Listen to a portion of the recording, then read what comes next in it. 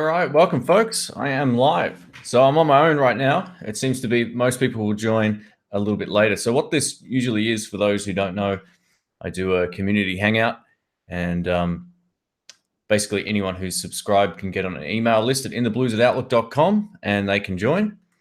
I've just got to reply to someone right now, and then I will check the chat and give some shout outs. So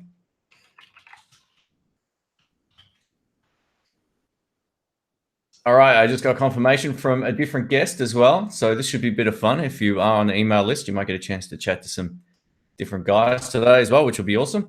Let me just fire up the actual stream here. Just want to make sure everything's, I got it open twice. There we go. All right, we got A-Junk, who was first. Burnt Gerbil, interesting name. Pete, welcome. Sonia, how you doing? One of our moderators. We've got Dale Hamilton. Ben Coombs, welcome, man. It was fun having a chat to you the other day, actually. So, guys, if you like live streams about guitar stuff, check out Ben's channel. We've got Scott, Quicksilver, Greg, welcome. Sean Zimmerman. Our Metal Stage podcast, welcome. There's another good YouTube channel. Chopless, is that how you pronounce that? Kurt, welcome, guys. So we've got 57 people here already, which is awesome. I've just sent an invite out to a couple of other folks that aren't usually in the community mailing list, but I thought it might be fun. So the email's been sent out already. If you want to be on the email list, just email me at intheblues@outlook.com, and yeah, we can fire out an email to you next time we do it. So I just woke up, so I'm a little bit foggy. I got my caffeine beverage right beside me. All right, we have Michael here. Hey, how you doing? How you doing? Good, yourself? My light's pretty bad. I didn't realize it until I signed in. Hey, that's right. No worries. Thanks for joining in. Thank you. Hey, no worries. Where are you from? Boston. Boston. Yeah, I was cool. on the last one too, which was great. Oh, awesome. Cool. Maybe I'm just having trouble seeing your face probably from that. Yeah, I had a bunch of guitars behind me the last That's time. right. You had the SG and so forth. I think it was an SG, was it? The Les Paul Epiphone and the Telecaster with the cutouts. Yeah. Cool. Oh, welcome back, man. What's new? Not much, just writing music. Oh, good, cool. What sort of stuff do you do? Classic rock, I guess, like brooding, moody classic rock. Awesome. Pretty totally fun. Do you have any stuff on iTunes, or do you get your music not out yet. there? We'll probably have it by the holidays. We'll have an album. We're about 14 songs, but we're gonna do, keep going until we have to stop and then pick, 10. So Yeah. Nice. There's nothing better than getting songs out there. It's also intimidating as well, but it is good to have some sort of thing to show people after playing guitar for a long time. I reckon it's irrespective of almost how good or great or bad it comes up. I'm not saying your stuff will come up bad, but just speaking from personal experience, I always liked having something that I could say to here, this is what I do or try to do. So it's definitely good. Absolutely. Something to show. Do you use DistroKid or anything like that? Yeah, I do. I've been using them since 2016. I've had albums. Cool. I put up albums. I take them down. I put them up. It's one of those things where I do okay from it for about 2 months, and then nothing happens for a few months. So I take it down. Then I get like 25 emails. So it's like, where's your album gone? So then I put it back up. It's one of those things. Hey, we got Texas Blues Alley here as well. Welcome. Oh, nice. Texas Blues Alley. That's awesome. We're Stevie hopefully gonna. Yeah. I think he really likes being called Stevie, from what I remember. That's no. We've got him hopefully locked in for next weekend's like YouTuber Hangout, which will be good. It'll be with myself, Pixie Lex. Oh, cool. From Boston. I'll watch that. Thanks. Yeah, it should be good. We got a few guys jumping on. And a couple of different guys too. We've got Andrew from the Guitar Geek channel, which I haven't spoken to. Well, actually, I've been messaging him, but I haven't actually spoken to him like face to face. So that should be cool. I might try and actually extend the invite to one other person as well who is actually in the chat right now. And I said I'd try and get him on one of my live streams. So yeah, I like to include a couple of the smaller channels in as well. That's always fun. It's just good to share it all around. Well, Steve from Boston's in Dallas right now, I think, right? Oh, he is too. Yeah. I forgot about that, actually. There's a guitar show down there. I didn't even know anything about that guitar show, to be honest. I got no idea if it's any good or not. I saw his post on Facebook first time I heard of it. Yeah, I saw Robert Baker. I actually sent Robert an email for just the other day. I was chatting to him, and I saw his YouTube channel. He had a 20-second video of Steve in the background. So I was like, oh, cool. I thought that was good fun. That was good fun. They're both, they're both lovely guys. They're definitely cool. I think many of us follow all the same channels. Yeah, I would say so. I think, what I noticed from looking at live streams, a lot of the people that I see comment on my channel or Tone King's channel or whoever, it's basically the same group of people on the most part. I think it just depends on like who you relate to and who you enjoy watching and all that sort of stuff. Sure. And maybe also the guitar style. Like I think there's probably a clear separation between sort of like my channel, for example, and some of the heavier guitar channels. That community is completely separate. But in terms of just the blues and the rock sort of stuff, you'll definitely see a lot of the same guys. Like Terry has been on Hangouts forever. I've seen him a million times. He's always commenting and moderating. So I just actually sent him a message, so hopefully we'll see if he jumps on or not. He's on the email list. So Texas Blues Alley says not many people know that Shane keeps a pet kangaroo in that closet behind him. Thanks, mate. That's why it's so big. Hey, Anthony, it's not a kangaroo; it's a wallaroo. I'm sorry. So Anthony, I'll confirm with you coming up this week, man, about the next live stream. So be great to have you on in person. And we have Steve. Welcome, mate. What's up, Shane? How are you? Nice. Doing good. We're finally climbing out of winter here, and I'm almost beginning to look like summer. I went out today and got a little sunburn, actually. Oh, really? Far out. Me too. Someone's making some weird scratching noises. I'm just trying to work out if that's John. Not scratching. That's all right. Maybe it's... Yeah, I don't know. I don't know what that is. But anyway, I'll... Is it this? Yeah, it is. Ah, there you go. It's rubbing against my fuzz. I knew it was you. There you go. No, that's all right. That's all right. It's all good. What about if I do this? I got my headphones cranked. I like the sound of my own voice. No, I'm just kidding. I've just these headphones sound great, so I just crank them up. They're awesome. I can hear everything. So no, you guys are right. Is it better now? I've taken it off the. Yeah. It's heaps better. Thanks, mate. How's things, John? Yeah, not too bad. Yourself? Yeah, good. Thanks, man. Just taking a few days off and chilling out, which has been good. I've sort of went hard there for a while with all the videos again, but I've been reorganizing my little recording setup here and shooting some different videos, which has been good. So hopefully going to be playing tonight with a few of the guys up the hill. So yeah, it should be good. Nice. Howdy, gang. Howdy. I think Steve's on mute, is he? No, I'm not. I'm good. Oh, okay. Sorry. I'm just being uncharacteristically quiet. All right, Buzz Wilson, thank you. You just donated $1 to the super chat. Appreciate that, man. That's cool. I like your little avatar. I'm not exactly sure what that is. It looks like ninja kicks or something. So we got Lando 27 Music. Welcome.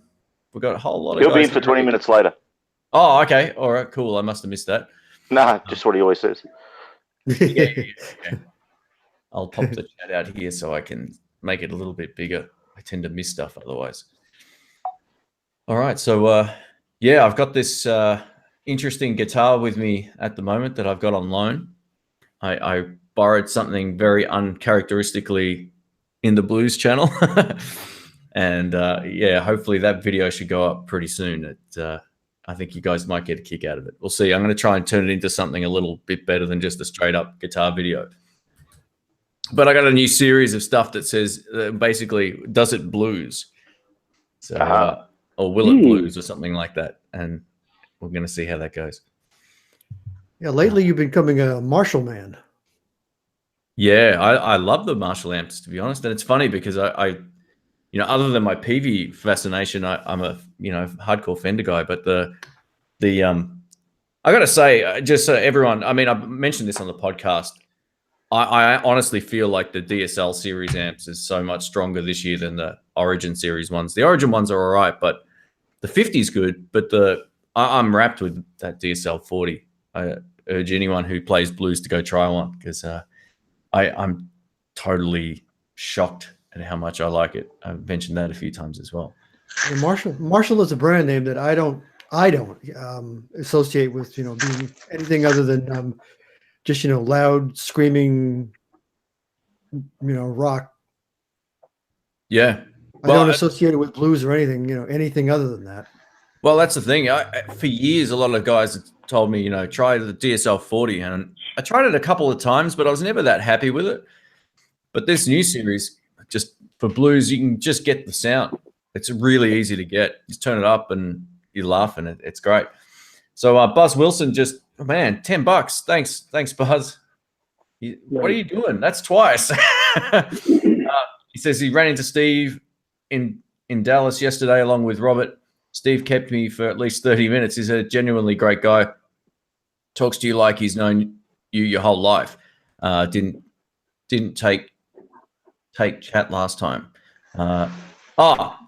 Okay, yeah. So Steve's great. When I met him, I felt like I'd known him for years. You're right. He is that sort of guy. He's a very, very smart guy too. I think,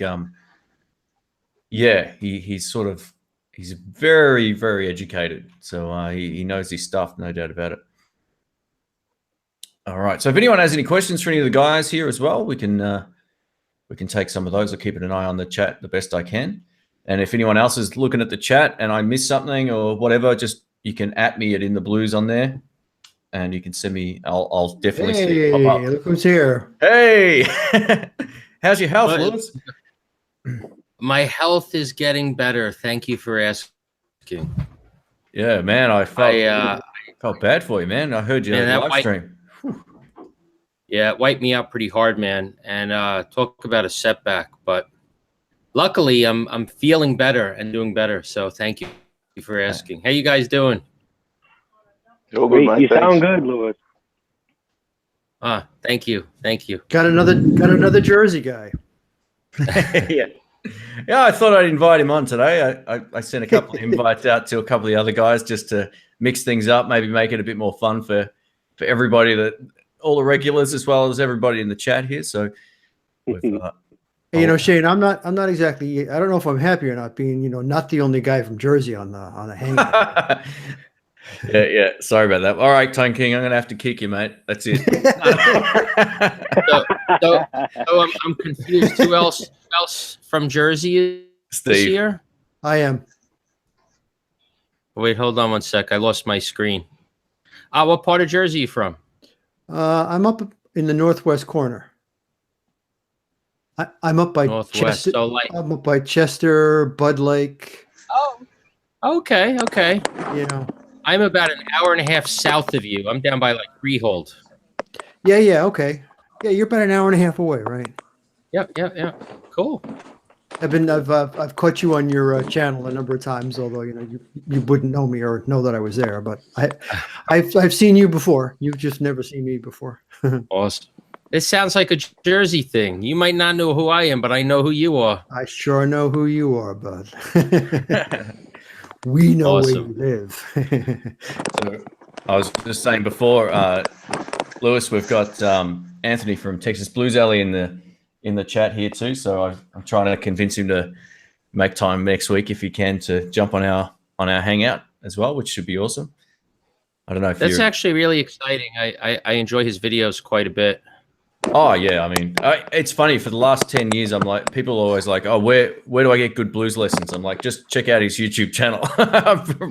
Just push everybody that way because he does it so much better for blues than just about anyone else that I know of. So, You know, in fact, I think it was, and I have to apologize. So Texas Blues Alley, what's his name? Anthony, not Stevie. Yeah. Okay. Gotcha. So, I saw one of his videos. It was kind of the behind the scenes of how he has everything set up in the EM1 room and how he uses like the color in the cameras to black the background. It's a pretty informative video. And that's a huge compliment because I think it's pretty well known. I don't watch a ton of guitar videos. In my free time, I'm watching, just the stupid stuff most people watch on YouTube, Yeah. so, but his videos have caught some of my attention in the past, and I enjoyed them quite a bit. So it's nice. Yeah. He's a big Stevie Ray Vaughan fan. Yeah. Any of that sort of stuff, everything basically. Like this, you're right. I think Stevie's obviously the biggest influence there, but yeah, he can play. He's into the Mayer sort of style as well, or he can play that sort of style. One of the best videos I remember seeing from Anthony was one based on how to play with soul, or trying to determine what makes it feel like you're playing with soul. He sort of broke down the whole concepts behind that, and I thought that was really interesting. It was really good. So we've also got Zach here as well. Sorry, Zach, I just muted you before, man, because of there was a bit of background noise there. How are you? Good. That's good. Where are you from? Oshawa, Ontario, Canada. Oh, wow, cool. There you go. You're the only one representing the far north there, mate. Well done. Oh yeah, Ben Coons is in the chat too. Oh, yeah. I meant on the actual video here. So that's cool. Nice stuff. What do you play? What sort of stuff are you into? A little bit of everything. Cool. Nice. So anyone in the chat here? Well, this might not go out to Lewis, this question, but has anyone else picked up any new stuff this week? Actually, I did get a new guitar. Oh, no, really? Which one? I brought it down. Oh, is that the one you posted on Instagram? Was that one? Yeah. So that's pretty this bad. It's funny because this was a loaner until I opened it up and I'm like, dude, let's make a deal, right? Because Yeah. so I bought it. I bought it the very day I got it. And What is it, Lewis? Yeah, I don't know what it is either. So this is a frameless idol maker, and what I really like about this guitar, and I'll see if the camera could capture some of this. If you look at you could see the grain of the wood. That's the mahogany, and then as I spin it, you could see the top is actually like carved away from the body. So if you could imagine like a Les Paul that has a maple top and a mahogany back, that's what this is, except it's scraped away on the two angles. So that's the mahogany back with the maple top, and the same there. So that's the mahogany back. And it just, I've never really seen this style before. And I love the natural wood too. If I spin it around, and it's also carved. Rarely do you see the back of a guitar carved, minus like a belly cut. Yeah. But this has a nice carve. The top is very aesthetically pleasing. It's very comfortable too. And, it's got a ebony board, mahogany back, flame maple top, Duncan 59 and a JB, Tone Pros, ratio tuners. It's just a gorgeous guitar.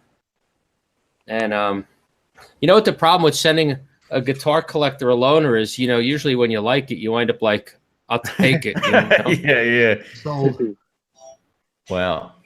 What's I just fell in love with the way this looks. So what's the radius and the length? yeah, 24 3/4 and 12 maybe. I'm not sure of the radius. It's funny because I did a video earlier of this one, and I looked at the spec on it, but I don't remember off the top of my head. What was the model of that one? Sorry. It's an idol maker. It's a team built. So it's an IdleMaker team built. It's actually on the Framus website. I could probably post the link, but man. Oh, that's all right. I'm just bringing it up now. I just want to see if we can get like a high res photo I can share with everybody because it looks fantastic. I know Oh, yeah. from my own hands tell me if it feels flat to my left hand, to my fretting hand, it's 12 or greater. If it doesn't feel flat, it's probably 10. I even have a 7 and a 7.25 that doesn't feel particularly radius to me. But then again, maybe I'm just used to playing it too. And it's called Nirvana Black. Yeah, I just saw on their website. There's a whole lot of different, really cool looking, colors and all that kind of stuff. I'll see if I can share this here. Yeah, throw that up on the I don't know if that's the exact one. It's hard to sort of tell, but It looks like it. yours looked like the reverse of this, where the black was on the side. So you're in hold on, let me make that screen bigger so I could see it. Go to products. You're in Master Built. So back into e-guitars, you don't want Master Built. I don't know this website. I'm not sure where that is. No. You see the trail, the Framus products, guitars and amps, e-guitars, and then you have custom shop. Oh, yeah, right yeah, above the little gotcha. thumbnail. So just go to e-guitars because this is a team built. Gotcha. Yeah, so click on team I'm built. not all familiar with this brand. Like this is one company I don't know much about. And now click on IdleMaker on the left. Oh yeah, here we go. Now, I think it's this one. there it is. That's the guitar. Yeah, wow, look at that. Looks Huh? like it. So Sure. open the spec up at the bottom. That is the exact guitar. In fact, I wouldn't be surprised if that's my guitar. Scale length 24.75. Yeah, so it's, and then the radius. Oh, man, you nailed it. You There you go, got 12 it. inch. Yep. Yeah. It's just what it looked like, I mean, after a while when you see Gibsons a lot, I don't play one myself, but I've seen a lot of them, when they just have a particular look to them. The necks look a tiny bit shorter because they are. And my eye doesn't pick up any kind of radius to it. So it actually has to be, like I say, 12 or greater, 12 or 14. I just think Framus is really making some like if you just navigate on that site that you were on, Shane, their guitars are stunning. I mean, they're just doing things that, that other folks aren't doing. And it's just, as a kind of the root of what I do. They're just stunning guitars, and it's nice to have something new and, it's refreshing to have something new in the collection. That's always looking for something I don't have. That's why, like, recently I picked up You'll be running out of options soon, mate. It'll be pretty much over. This one was a recent one. This has the Evertune in the, the ESP LTD model with the Evertune, but there's just so many cool features, in guitars. That's kind of what makes it fun. I sold a few guitars. Oh, you did? You do guys. sell them as well? I do. Sometimes I just sell some stuff that maybe I've had for too long that I really don't have an interest in. And it's funny because I had one up on eBay and it was probably there for auto renewal, like 6 months, and someone bought it full boat, not even like make an offer. So it was like, Wow, so sometimes I'll always try to do a little upgrade, try to sell something that maybe I wasn't totally in love with and get something that, really kind of wowed me, had me at low, that type of thing. Yeah, beautiful. Louis, I've seen this Framus name, for a while now. I'm basically a Fender guy, so outside of Fender and Gibson, I don't really know too much, outside of those two brands. But where are they manufactured? Is that a German company, Framus? It is. So they're out of Germany. They have the 3 series: Master Built, Team Built, and then I'm not sure what the third one is. Okay. The imported line. Right. But I'll tell you, the Master Built and the Team Built are, I think, I think the master built is made by like one person. You know, it's like when you get like a Mercedes AMG, like the engine is, you know, every screw is torqued by like one mechanic. I think like their master built is that, but their team built are, you know, USA custom shop quality, except German. Yeah, wow. Okay, German. yeah. Someone just asked what exactly is team built, and you just answered that. So that was good timing. Yeah. And I think, you know, outside of, you know, everybody loves like Gibson, you know, you know, just what you would get in a high-end Gibson custom shop, I think you get in a Framus. You know, the machinery they use, which was in my factory tour, they actually use some of the same machinery that like BMW uses to build cars, right? Their factory, very high tech, which is interesting. And it's actually a contrast to Gibson, where Gibson is all about the heritage. Like the Gibson factory tour, they showed you how they put the binding on and they tape it, you know, like those, they basically wrap it, you know, glue and wrap it, which is an old school way, but they're trying to, the guitars they make today, they're trying to make them the same way they made them yesteryear, right? That's what they do. I think Framus is the other end of the spectrum. It's all about modern. It's about, you know, just, you know, pushing the envelope in design and modern, you know, like craftsmanship. And I think that was the approach that PRS had with that new Silver Sky. I know Anthony mentioned the Silver Sky thing before, but I think he was being sarcastic. But, you know, even down to the paint colors and stuff, they've chosen stuff that, you know, wouldn't reflect a guitar that's 60 years old. They've tried to do something a little different. I like that in guitar companies. If they're not sort of just rehashing the same thing, or if another company is making a clone, so to speak, you know, or in that style of, if they do something different with it, even visually or whatever, that's cool. Or the building process is different. You know, that's a smart move. It's probably way more time effective as well. Lando, how are you, man? Landon.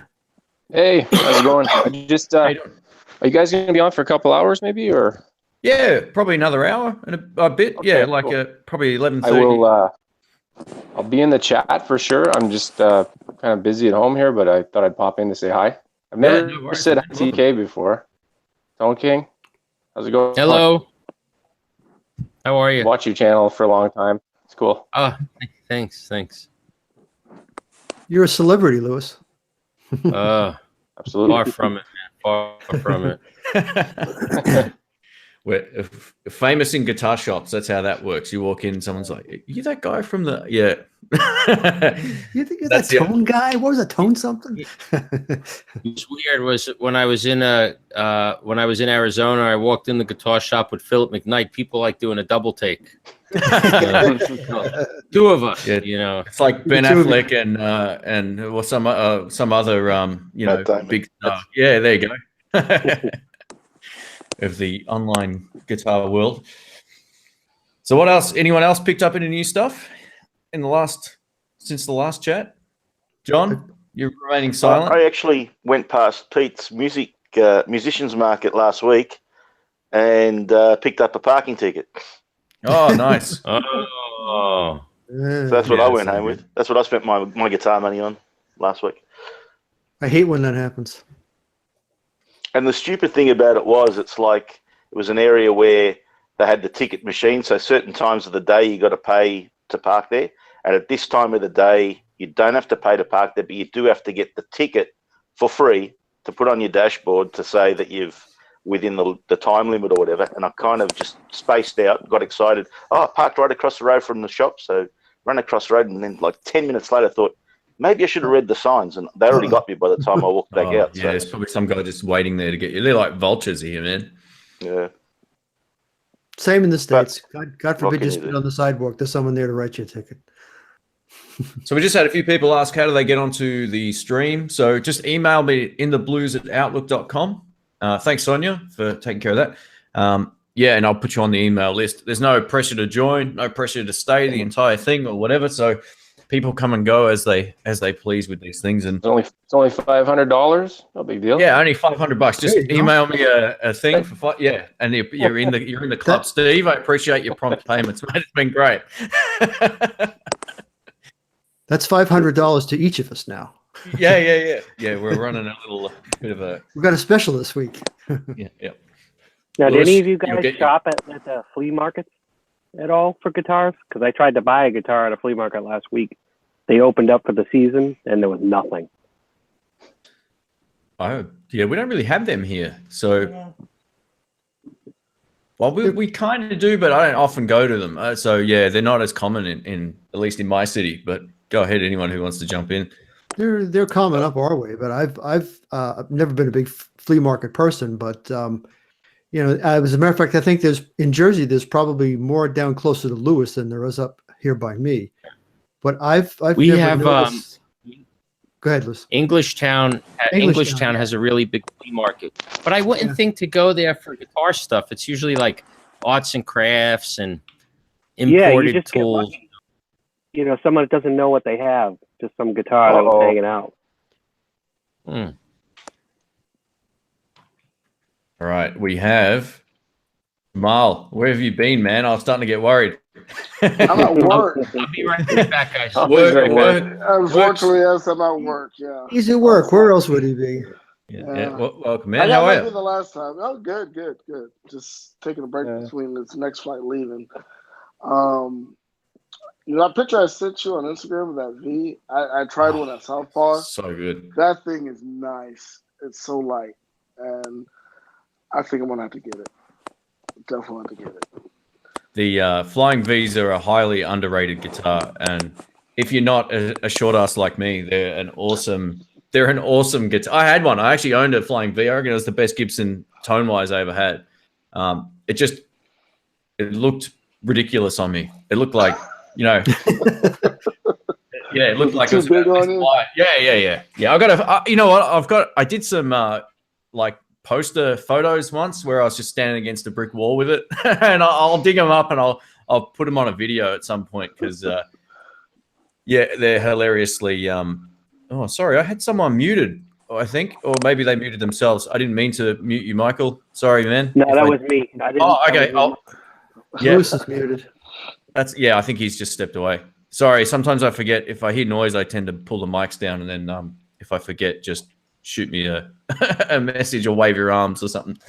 The Flying V's are an awesome guitar. They sound really bright and just they looked awesome. As soon as I saw that, man, I wanted it. I was like, damn it. Man, I know. I saw that. I think it was on the Gibson Instagram page, and I was like, I gotta go to Southpaw. So I just went down there, and they switched everything up. They used to have the fenders on the outside wall, and behind the counter they had all the Gibsons. Now they got all the Gibsons in the common area, I guess. So anybody, you can grab any Gibson you want. They had a Black Beauty. Oh, that thing was $4 grand. That's out of reach there, but they had an Explorer, and they had a bunch of Les Pauls, but I didn't mess with the Explorer and the V and some little SG. Those Flying V's nice. They're really difficult to hold. I thought it would be, but when I sat in my lap, I put the V part, in my leg. It was really light and comfortable. Really? That's what I was like. It was really comfortable. Yeah. And that just kind of sold me on it.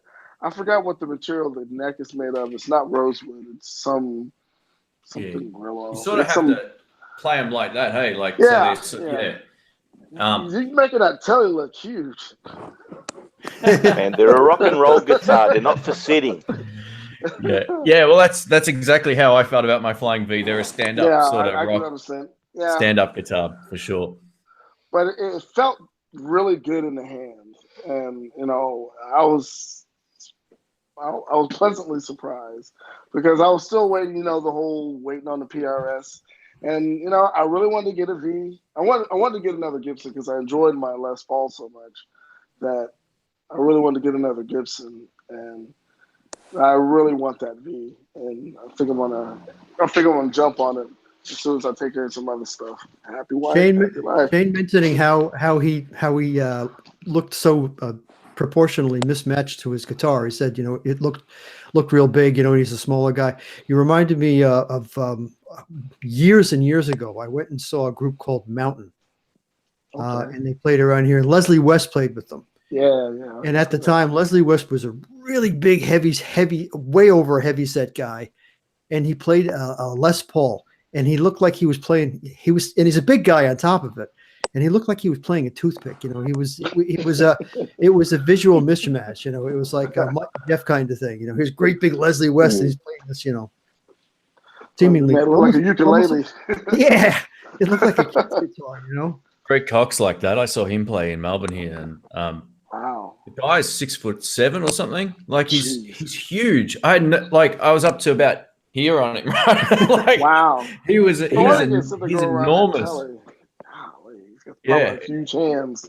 The biggest guy I remember seeing, I actually met Moses Malone, the old NBA player. Oh, okay. Years ago, they did a tour here with Magic Johnson and a few of those guys, and I was just like, geez, these guys are just enormous. And then when I met Greg, you see him on videos, you don't think he's quite as tall as he is, but he's enormous. Like he could probably dunk easy. And I used to come across every now and then a few of the guys that play American pro football. Oh yeah, they're not big dudes. They're not, dude. I got to tell you, not only are they like 6'7", 6'8", they're all like 350 plus pounds. I mean, they don't look like people. They look like cattle. It's swollen like wall. They would come into a room and they would literally fill the doorway as they came into it. Yeah, well, basically, the guys that the linemen, the offensive linemen, mostly like that. They're huge guys. They're monstrous. Cool. We also have Ben Coombs here too. Welcome, man. Hello. Hey, Ben. You're just getting set up. Great to have you on. I am, sir. Thanks for joining in. Hey, no worries. Thanks for hosting the chat with me the other day on your channel. That was awesome. Yeah. It was good fun. Time flies when you do these things. I think we were talking for over an hour and a bit, and it felt like 20 minutes. Exactly. Yeah, even this thing flies. By the time you're saying, "Okay, guys, I gotta shut everybody off," or like I'm sitting here sometimes We just saying, got started. Yeah, you on here that long already? Whoa, okay. It's usually by Jamal's third or fourth visit back in is when we're, because he's got to go back to work, come back in. Yeah, we're back out. Or land in second or third. It just depends. Yeah. Where did he go? He ducked out already too, didn't he? Yeah. I think he's bit back and forth. Lewis looks like he's back. I don't know if have you got the Tone King sign on? Oh yeah, it is on. There we go. I got it on. I'd love to do, how I do that Guitar Search Saturday series, Lewis? I don't know if you've seen it where I go through the shops. I'd love to do one at your place one day, just in the Tone Lounge. Dude, the invitation is open. All right, awesome. Love it. Yeah. You going to any chance you're coming out here for like excuse me, PRS event or anything like that? I don't know what that is, so probably not. But I've got a really good friend of mine's 40th birthday coming up. I don't know if I'm going to be able to make it for that, unfortunately, but that was supposed to be in June. But I would like to sort of get over there at some point later in the year if I can. Financially, it's just up in the air a bit. But worst case is maybe some early mid next year. I reckon I'll try and make it out. Cool. Yeah, PRS has their yearly event. I think it's called like PRS Experience.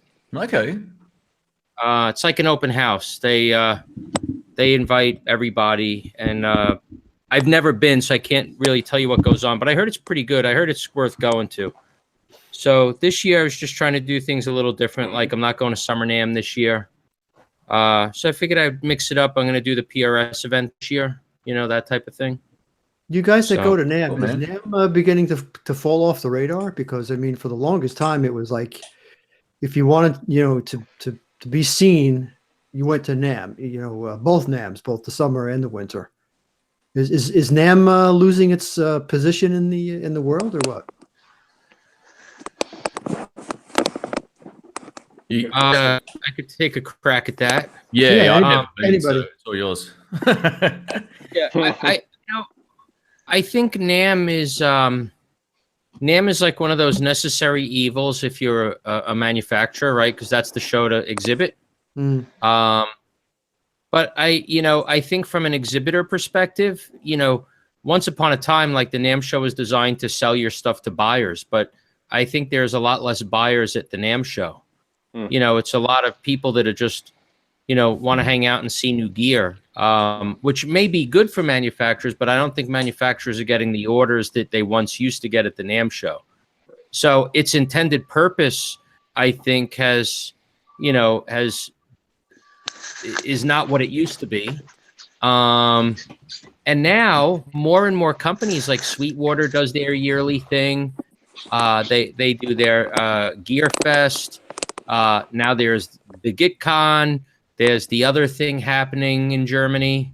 You have the PRS event. So there's a lot of other events. I don't think NAMM is required so much like it once used to be, because that was the only show. And you know what? NAMM did something that, in my humble opinion, was a little sneaky this year, because they combined the Audio Engineering Society group. Mm-hmm. They were there exhibiting with NAMM, so of course the numbers look higher. But yeah, they look higher because you combine two separate venues together. Yeah. Looks like a It mob. used to be with NAMM too, like prior to the internet per se. If you owned a music store, the only time you're going to see a guitar outside of the catalog was at NAMM. That's the only time you could put it in your hands, physically turn it around, look at it, and you would put in your yearly order at NAMM every year. But now, guys can send you links to virtual, CAD drawings, what have you, or 360-degree models. You don't necessarily I got a buddy that has 3 brick and mortar stores. He I think he flew into NAMM on Friday and he was flying back Saturday. He just went in, touched base with Fender, and he was out. That was it. Yeah. I know the shop I borrow a lot of stuff from here in Melbourne, Sky Music, they actually purchase a lot of sort of custom shop stuff that you don't, like, they get it first from seeing it at NAMM. They do a lot of high-end stuff as well. And yeah, I see stuff there that literally says on the box, like NAMM 2016 or 17 or whatever. That's what actually written as the model number. So yeah, I don't know if this stuff's one-off or whatever, but they generally, like, I don't know if you ever saw the Sparkle green guitar that I had on the channel with Rick at one point, but it was sort of featured in a couple of videos, I think. But that guitar I haven't seen anywhere else.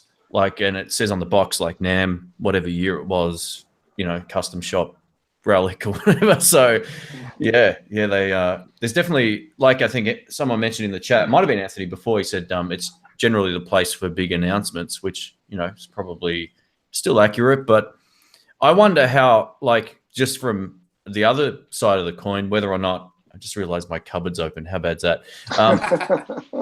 It's a mess in here. Sorry, guys. Don't worry about it. Don't worry about it. I also wonder how much of this NAMM information would get out if a lot of the guys weren't actually going to the events.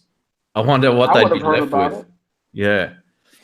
Because it's guys like Lewis, Steve, and all the rest of the crew that go there every year for the last 10 years. You guys are basically the excitement of it too. I think when it comes up, Tone King, Steve's channel, and Anderton's, if you watch them a lot, they bring up the kind of get everybody hyped up for NAMM. What's coming up next, when they're going to be there, what they're going to do, and all that stuff. So I guess for us commoners that don't go to NAMM, us peons, us lowlifes, we just love selling guitars. Just a bunch of wannabes. the YouTube providers do a lot of kind of doing what we wish we could do. And show us what they're showing the stores or whatever. I guess I can't think of the word. A brain fart. My brain just turned off. Well, would you say they're supplying the stores? Yeah, like I think I feel the same as Jamal. Like when you go to NAMM, it's like you shoot it from our perspective in so many ways. Like you may not talk about every guitar that's on the wall, but you make a point of you will do a full frame. We'll get to see everything that's out there. You ask the right questions, and that's Christmas week for me. That's the holiday season, and you do a great job covering it. Year to year. I always look forward to seeing how Lewis deals with Paul Reed Smith. Balls in. I will say the only person that. Excuse me, I didn't interrupt you. Go ahead. Oh, no, it's okay. I was just going to say, it's funny because this year I had an interview scheduled, and I was like, I took, that was like one of the, the comments were so poor on the last interview. I was like, I'm going to pass this year. He seems like an eccentric guy. Yes. From what I've seen him, I've never met him, but just from the interviews and stuff that people post on him, he seems like he's a little bit out there. Lewis, I think if you had played a PRS with him, because I know Tyler from Music is when he did an interview. He did two of them. He did one over the phone, and they were both playing guitars. And the second one, they were together, and they were just playing guitar together. Seemed like he communicated better when he had a guitar in his hand, as opposed to just talking to him. That's how I felt how it worked. Now, also the way that these little live stream hangouts work, guys. So obviously, there's a few of us that talk a lot. If you want to add anything to the conversation, push in. There's none of this waiting for a break stuff. So Zach or whoever, Michael, if you want to interject at any particular point. I'm hogging all the time because I only got a limited amount of it. That's all right, man. It's always good having you on. So don't stress. Jamal, as long as we get to see your face in the camera and don't turn around. No mooning. I got all my. That was someone a little traumatized from last time. Yeah, I was a little too comfortable. Hey Shane, you mentioned he was so Dr. embarrassed, Rick man. That was hilarious. Sorry, Steve. Go ahead. Shane, you mentioned Dr. Rick before. One thing I've been meaning to ask you for the longest time: what kind of doctor is he?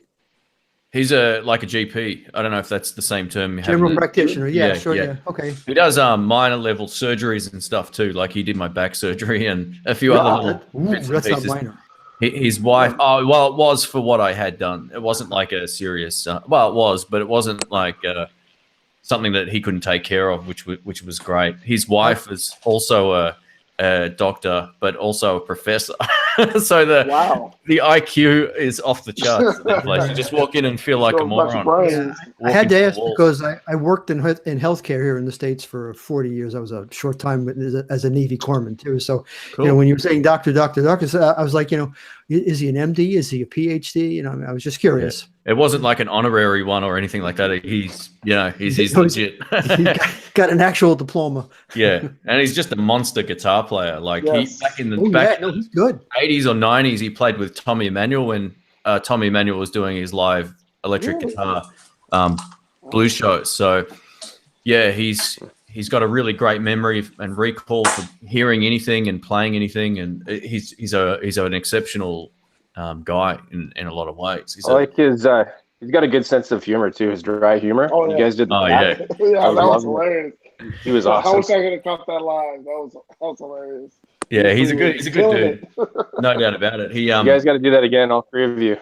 Yeah, I think what we'll try and do is a few people said, why don't you all just get in the same room and do it? So we might do that at some point and just set up a few microphones. But we all live in different areas too. It's not like we're 5 minutes away from each other. And I think I'm about an hour away from Rick, and Ryan is probably 35 minutes from my place. So between us all, there's a bit of travel. But yeah, we'll definitely be doing more of those. I said to Ryan, I've got a couple of microphones laying around that I'm not using. So I said, I'm going to fix your audio so it doesn't sound like he's talking through a tin cup.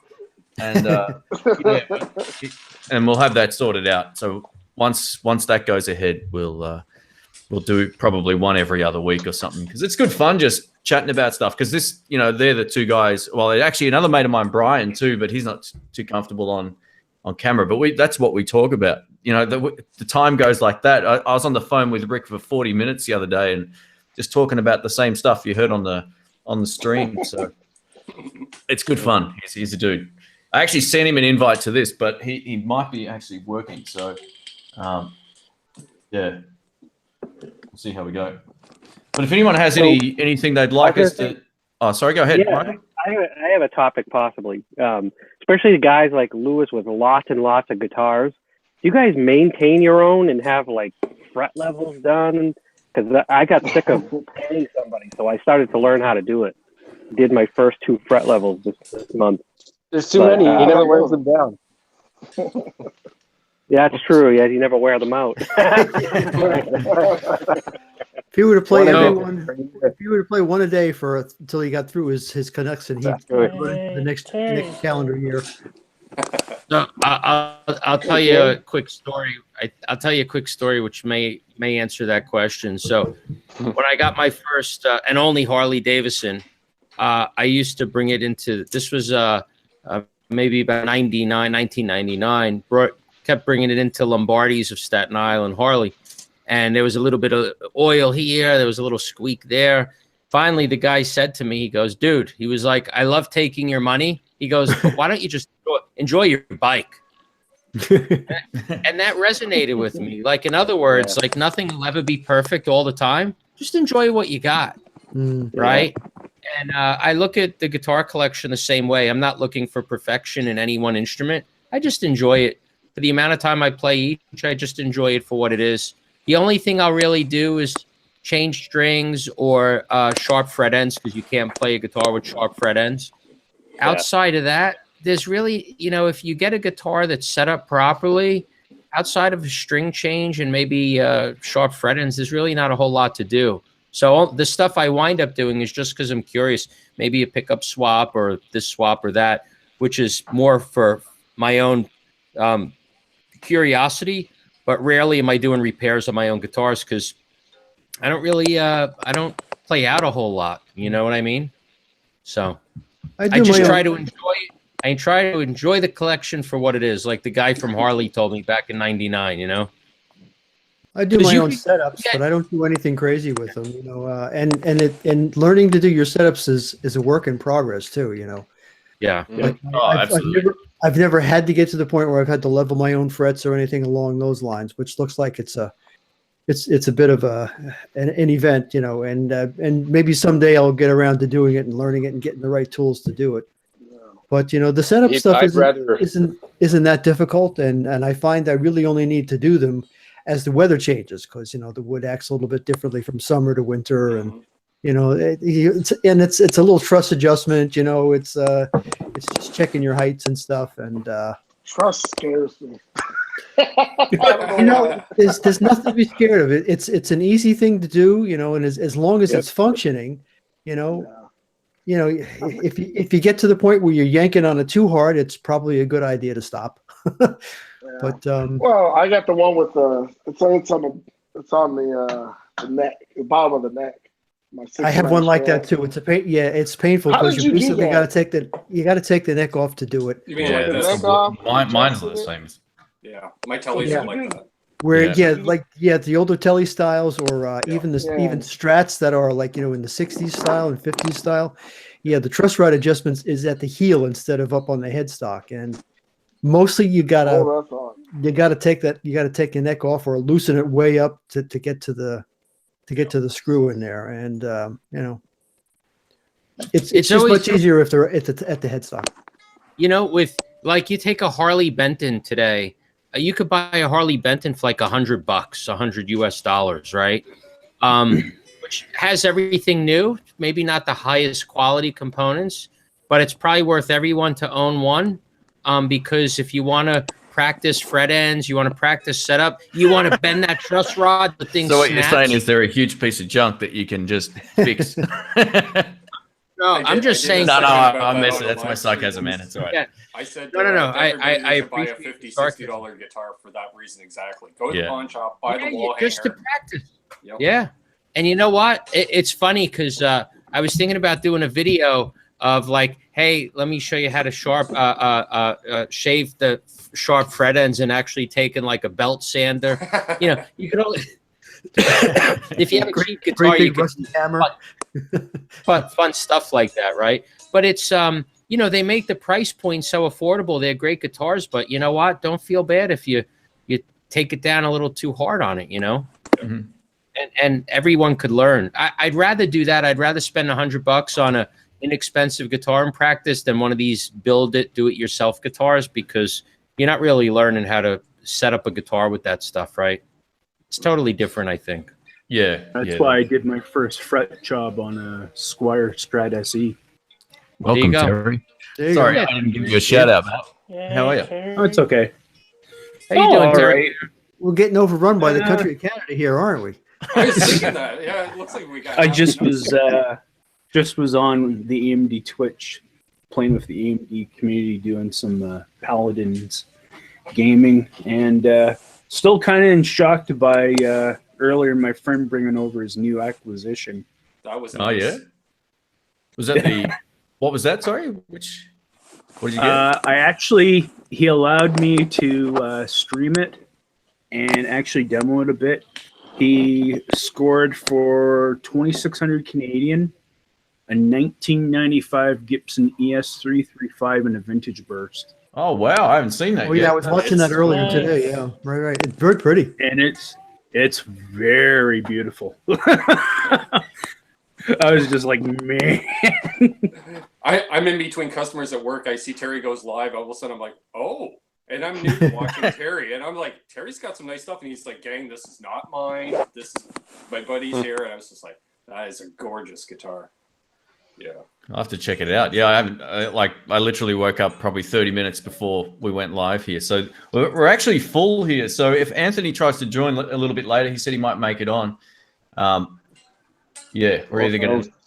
How many can you have on a Hangout at one time? 10's the maximum, including the host. So yeah, 1, 2, 3, 4, 5, 6, 7, 8, 9, 10. Yeah, so we're full. You'd think by now they would actually have that figured out that it could be more than 10. Like, I mean, for sure it couldn't be more than like 15, but still like 10's even still kind of a little numbering.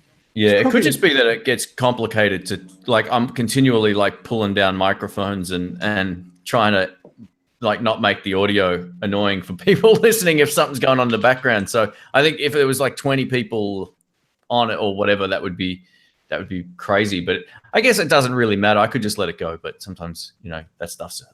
The only way I think probably you could do something is probably use OBS and get everybody on Skype. That might be the only way you can get a larger group. Skype's a little shaky though, isn't it? Yeah, I don't know about Skype. I think it works well person to person, but any multicam calls I see on other channels, they're always glitchy. There's always this like, they freeze and then there's no audio or it turns into sort of garble or whatever it's called. So yeah, I don't know. I don't know how well Skype handles that sort of stuff. There are other options. I know in the corporate world, there's a whole lot of options from Cisco on that they do those kind of, you can share. Lewis probably knows about WebEx and all that sort of stuff. WebEx, go to meeting. Yeah. Landon was messing with something with the other day that actually looked pretty good. Yeah, what's pretty good and about 100 a year is Uber Conference. Okay, but that's using the built-in. What do they call it? It's just called Camera in Chrome, and it's the YouTube. Basically, it's the YouTube app that they stuck in the browser. Yeah, I was just doing that. It's kind of about time they did that because Facebook were, their live system's just so easy to use. You just hit go, and now they've done that. Yeah. The only thing I really don't like about that is they've removed the upload button from that page. Instead, they've got the live camera button. I used to love just going upload, and then you could upload, but now they've gotten rid of that and just put the live video button there. So it's obvious. There's obviously a huge push for people to do more live streaming, and I think it worked okay. It's stripped back. Like you can't really customize too much stuff. But anyways, not exciting for other people watching. Yeah, don't care about that stuff. That's all right. Yeah, it's pretty simplistic, but it's good in that way. That it's simplistic and more streamlined. Yeah, exactly. I believe it's made it a lot better. I know I was actually surprised at the quality of those 2 recent streams where I did the converting the Tele thin line over to gold hardware. Did that the other day, and then just like that quick thing I did earlier today. Yeah, I tuned in both. Yeah. No. So guys, if you're watching the stream, please give it a thumbs up. We've got a few other YouTubers here. If you're not familiar with them, go click on their names and you can join their channels as well. Or subscribe. Yes, and I want to say hi to everybody that gave me a shout out in the chat when I came on. I'm sorry, there was a few of them, but I was busy kind of setting stuff up. So I apologize, folks. I appreciate each and every one of the salutations. Yeah, I've I've missed the stream the comments the last few minutes. So I have some reverse psychology. Yeah. There we go. Here we go. Don't watch my stuff. There you go. Yeah, do not subscribe. People just love not listening, right? So we'll see. Get your finger off that subscribe button, or I'll go do something. Too late. I think I've been subscribed to Lando for about a year and a half now. So The damage is done. Long live the damage. Cool. All right. Yeah, everyone can hear the clicking. I think it's Zach keeps clicking. I have to keep muting him, man. So just really? Yeah, Zach. That was a kangaroo. Nah. Kangaroo in the closet. It's a wallaroo. It's a wallaroo. Uh-oh. I think it is anyway. I every time the I don't camera's hear it. Yeah, I do. Hey, I Steve, I have a question for you. Sure, bud. Do you get a lot of black bear up in your part of Jersey? Oh yeah. Oh yeah. I used to one of my many jobs and hobbies and stuff is I'm a firearms owner, and I used to work at an outdoor gun range up in close to the Jersey New York state border, and they were there all the time. Really? Yeah, just floating around, and generally really just bother. They're just looking for food, right? They're not generally not. out Yeah, there to bother. they're rummaging garbage, or they're just wandering through. I had one that almost walked right up to me. I thought he was going to ask me for a cigarette one time. He had this hey look on his face. He's like, I've got this like 450-pound black bear walking up to me, and I'm like, you know what? I think I'm going to go sit in the truck here for a little while until he decides to, And they used to try and knock over the porta johns, and I have no idea what they were looking for in there, but yeah, for the most part, generally, if you don't fuss with them, for the most part, they won't fuss with you. You have to be careful with sows with cubs, because they can get very protective, even if you don't mean to, be threatening or anything. So, it's just got to make a lot of noise. Let them know you're there, right? For the most part, they know you're there. They know you're there. If you make some noise, sometimes they do become a little more wary of you. But a bear has a sense of smell that's many times better than us. They can smell a human half a mile to a mile away. Or like if you had like some food out or something, you can. I would see them every now and then. They'd stop. They'd sort of sit back up a little bit. They've got the nose in the ear and they're sniffing. So they can smell stuff from quite a distance away. So they're very good. They don't see all that well, but hearing. And the other thing that's amazing about them, for a very large apex predator like this animal is, when they walk through the woods, they are quiet. They're almost silent. I mean, one could walk right up behind you and you wouldn't know it until you turned around and went, oh! That's that Jurassic Park thing, like they always make it out like those dinosaurs would have been like thunderstorms walking, but they'd be dead silent, same sort of thing. Yeah. Maybe you should train one to sniff at Gibsons and send them around the guitar centers around Jersey. Yeah, really. To check the bins.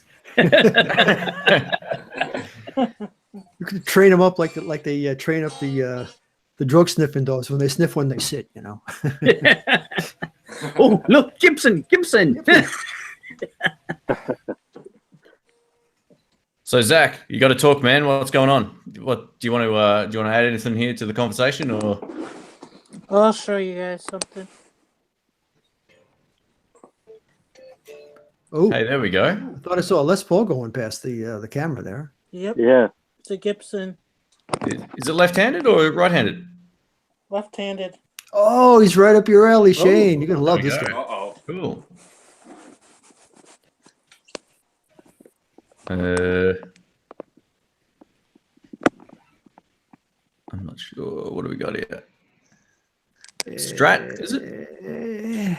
It's Yeah. You got to keep the camera still and then move the guitar into the frame. It's a whole lot easier that way. Fender looks like a Strat head. Mexi. Mexes. Fender Mexes are good. Yep. Cool. So we Just just as had. long as it's not a Fender Telecaster Deluxe like Shane showed. So we just had someone ask, who is everybody in the chat? So we've got a mix of people here today. Usually this is the subscriber hangout, but we also have a couple of YouTubers here. I extended an invite out to Lewis just to mix things up a little bit. And although we've chatted a whole lot of times, we've got him on today. So that's the Tone King YouTube channel. We've got Lando27 Music YouTube channel as well. Ben Coombs, who I did an interview on his channel recently, or a live stream. Chatting Guitars is from Canada. We've got John from Sydney/Melbourne here in Melbourne, Australia. Been on the live streams a whole lot. I actually met him in person a couple of weeks back, maybe 3 weeks ago. Yeah, just after Easter. It was Easter Sunday. Yeah, oh, there you go. Yeah, it was. So I was so desperate for a play, even on Easter Sunday. I still went and had a play. It was good. And we got Steve, who's been probably holds the record for the best attendance on the subscriber hangouts as well. So he's from New Jersey. We have Terry from Canada, and I can't remember exactly where. Sorry. Cottage country. Yeah, I don't know what. North of Toronto. I don't know exactly what that means, but north of Toronto. So yeah, he also has a YouTube channel as well. But close to the North Pole. Yeah, we've got Michael from Boston. That's it. So yeah, and who have I missed? We've got Zach from. I can't remember where Zach was from. Sorry, where were you from, mate? Oshawa, Ontario, Canada. Oh, hang on. Sorry, say it again. So, Oshawa? Oshawa, Ontario, Okay. Canada. So it is Attack of the Canadians. Yeah. Is there anyone that I missed just doing that? Because I went random order. I think I got everybody. Jamal, all we need is somebody from Great Britain, and then we'd have all the major English-speaking countries right here. Yeah. Well, the one I got lined up for next week, we actually have an English guy on, so it should be good. There you go. We can actually finally point Where's out to people. China Guitar Skeptic when you need him? Hey, Lewis, I wanted to ask you a question, man. Yeah. That big white rack unit behind you, that amplifier preamp. Yes. I can't remember the name of it, but I spoke to the guy behind that brand. What do you think of that from what your experience with it? I think it's like for those who don't know, it's a 4-channel valve amp in a rack unit, basically. So is it it's powered funny, or is it not powered? It's funny you should ask, because just today I released a featured write-up on my website, thetoneking.com. I would encourage you to check it out if you're even remotely interested in it. Phil Smith, who's in the comment, actually did that write-up, and he broke it down bit by bit, compared it to every other preamp on the market. He in fact, truth be told, Phil is the guy that introduced me to these guys here.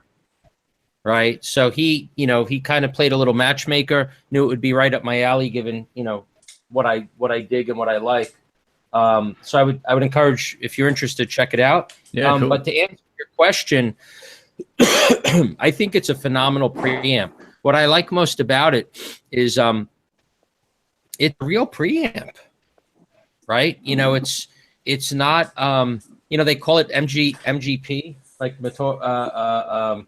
modeling preamp, but it's modeling, like it has the correct number of capacitors and resistors and all that stuff to model like the individual amps out there.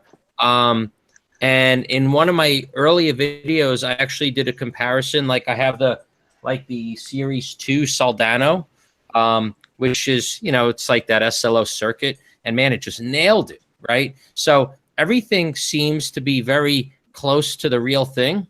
Like I was literally A-Bing back and forth, and I didn't hear any difference. Yeah, wow, cool. Like minute difference. I think it's awesome, especially if you're into the analog stuff. Like it's no secret, I like to just plug in and play. It's therapy for me, right? And you got a whole bunch of stuff going on in there that's all analog. So you're not really mucking around with menus and all that. You know what I mean? Yeah, and it looks complicated, but it's very straightforward. Bass, middle, treble, you select your options and you're good to go. Cool. Oh, thanks, man. I'll check it out on your website. All right, we've got some feedback going on. Echo. Sorry. There we go. Sorry, Lewis. I must. Yeah, that's okay. I could hear myself coming back, and that's when I start to talk slow because it's confusing. That's all right. I was going to say, I just want to give a shout out to Phil Smith because, yeah, welcome. And also to Hutch from BA, who I've been seeing on my channel for 10 years. Has to be 10 years. Shout out to Hutch. So, I haven't seen him on here for a while. Yeah, he's still on the email list, so at least I hope so. I need to check it, make sure I've got the most up-to-date list. But Hutch is a Jersey guy too. I think he's from Tom's River, that area. Yeah, he was back when I was back on my channel, even when I was uploading just band clips back in the early days. So Nice. Did the feedback go away? Because I put you on headphones. Yeah, perfect. Thanks. Okay, sure. We've got matching headphones, Lewis. That's kind of spooky. Oh, We have the same ones. It looks like it. They're AKGs. Hold on. These are Sennheiser HD 280 Pros. Yeah, no, they're not. They just look similar. That's all right. Gotcha. All right. So if anyone has any questions in the chat, I am monitoring it. So feel free to ask if you have a question for anyone in specific. I got a question for the guys here. What's their go-to guitar? Like, do you guys each have a go-to that you prefer over any others? Or We'll start with John because he's been kind of quiet. he's been way too too quiet. polite to interject. You just got to butt in, man. I know every time I've had like about 3 things to ask, and then by the time I find a break, it's like 20 minutes ago the conversation's moved. My go-to guitar. We were joking about Harley Bentons before. I got one in January, which I've loved. It's the I forget the number, the number name of it is. It's like a telly with like a Philotron type pickups and a reverse headstock, and cool. I've just really liked that since I've got it. But mainly my main 2 go-to guitars would be a couple of old 1980s Japanese Strat copies. One of them's a profile, which is just like a maple neck 50s style Strat. And the other one was my first electric guitar, which started off life as an basically same spec as an L series Strat, rosewood board, just the regular setup, but it was all black. All the plastics were black on it as well, which was more 70s style. But I took out the scratch plate, put a mirror on the front, and loaded it with Seymour Duncans and Damasio's, and that's been a mainstay. It weighs about 2 ton, but it's usually those 2 that I go to. But like we were talking about before about having a lot of guitars and not wearing any of them out and do your maintenance. I mean, I've had situations where I break a string and then that guitar just sits there for 6 months because I've got enough other ones to just grab. Yeah, that'd probably be the main ones at the, like I said, the Harley Benton sort of just come in lately, but definitely the 2 mainstays over the years have been those 2 Strats. Cool. All right, Lando, you're next, man. He's muted. I was There he muted. is. Up until now, it's that Tele Pro with the Schabuckers. That's my number. Nice. One Nice guitar. Nice. now. It is. And I knew it was. It just took me. I have a Tele, a Mexican Tele that I played for 10 years. I was really used to the neck. I like the tone, and it was just a change, right? But now I realize, excuse me, the neck is just so much better on the Tele Pro, and it's you just have to feel That it, Lake right? Placid Blue Strat you have is nice too. That's awesome too. That's it's another Mexican. Yeah, another I love the Mexican. Mexican Fenders. I mean, they're awesome. Cool. They are.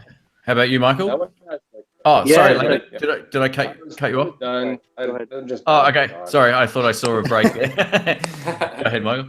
I hate when Yeah, they do that. it's a Guitar Center FSR Telecaster made in Mexico. It Ooh. just sounds the best out of everything I have, believe it or not.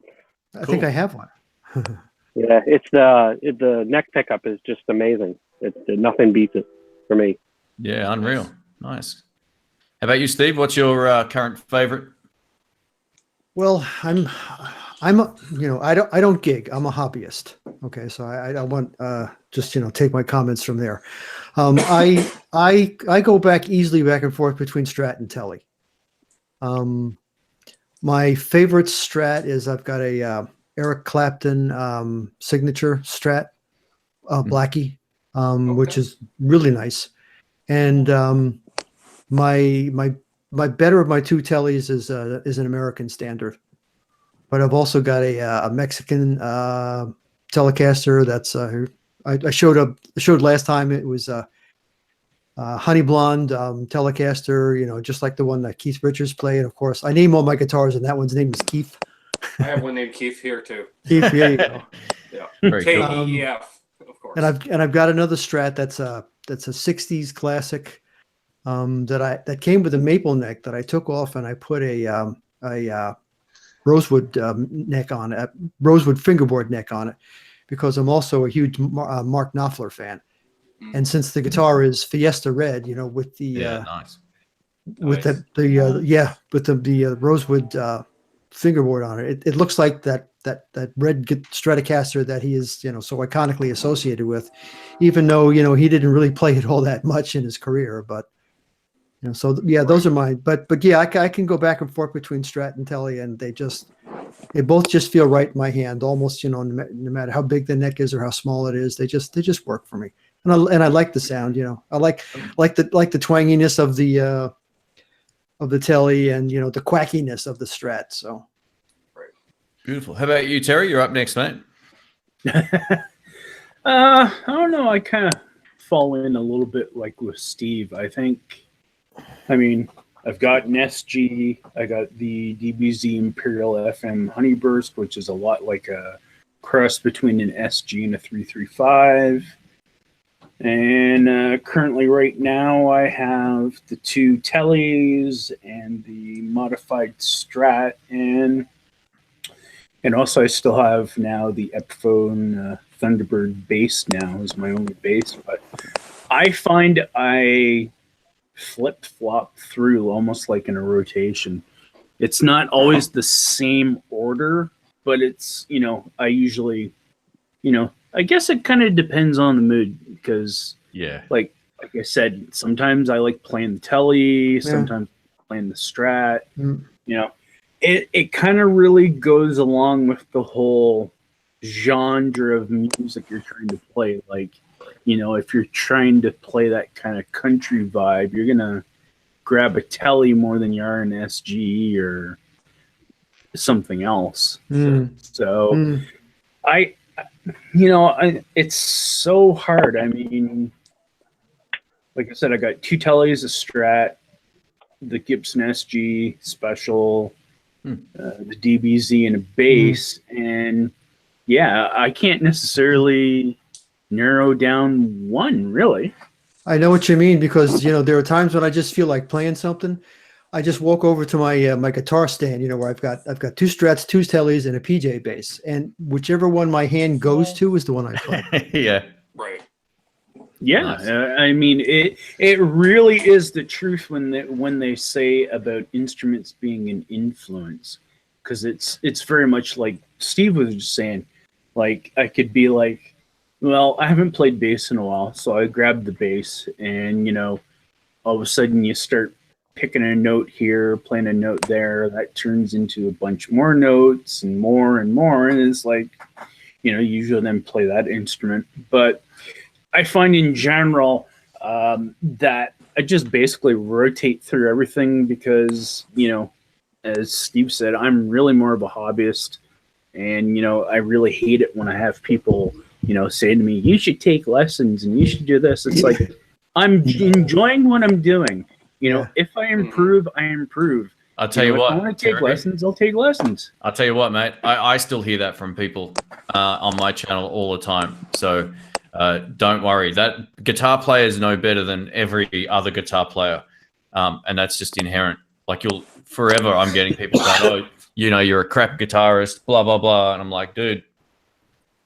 Great. If they're calling you a crap guitarist, I don't know what their level. We all get it. What they're measuring against. Yeah, every single one of us would get it.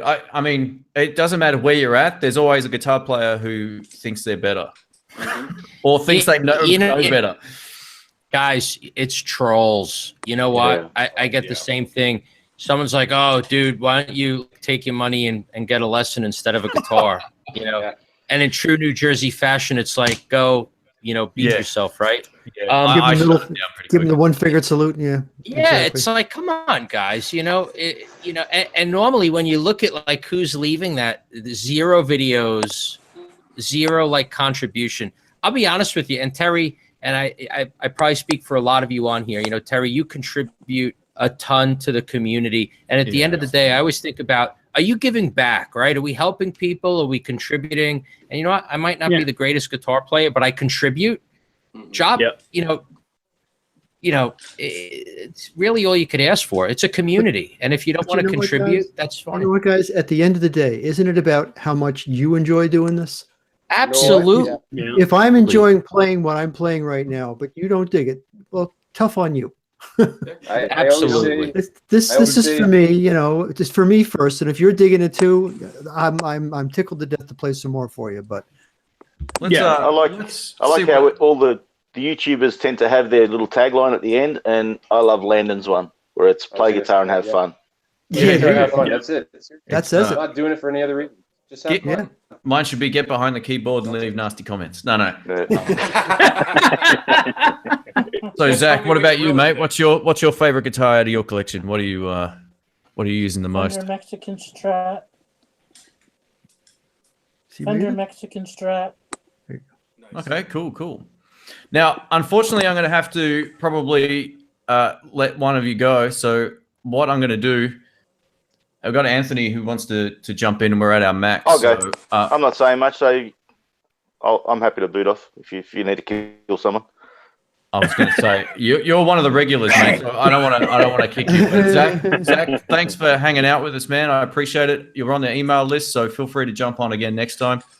And take care. And what I'll do, this is very unlikely that we actually ever have to boot someone. We usually get up to about 7 or 8 people every time. So I've never seen you do it before. Yeah, I don't think it's ever happened. So nice to meet you, Zach. Yeah, great meeting. Yeah. Nice meeting you, Zach. See you next time.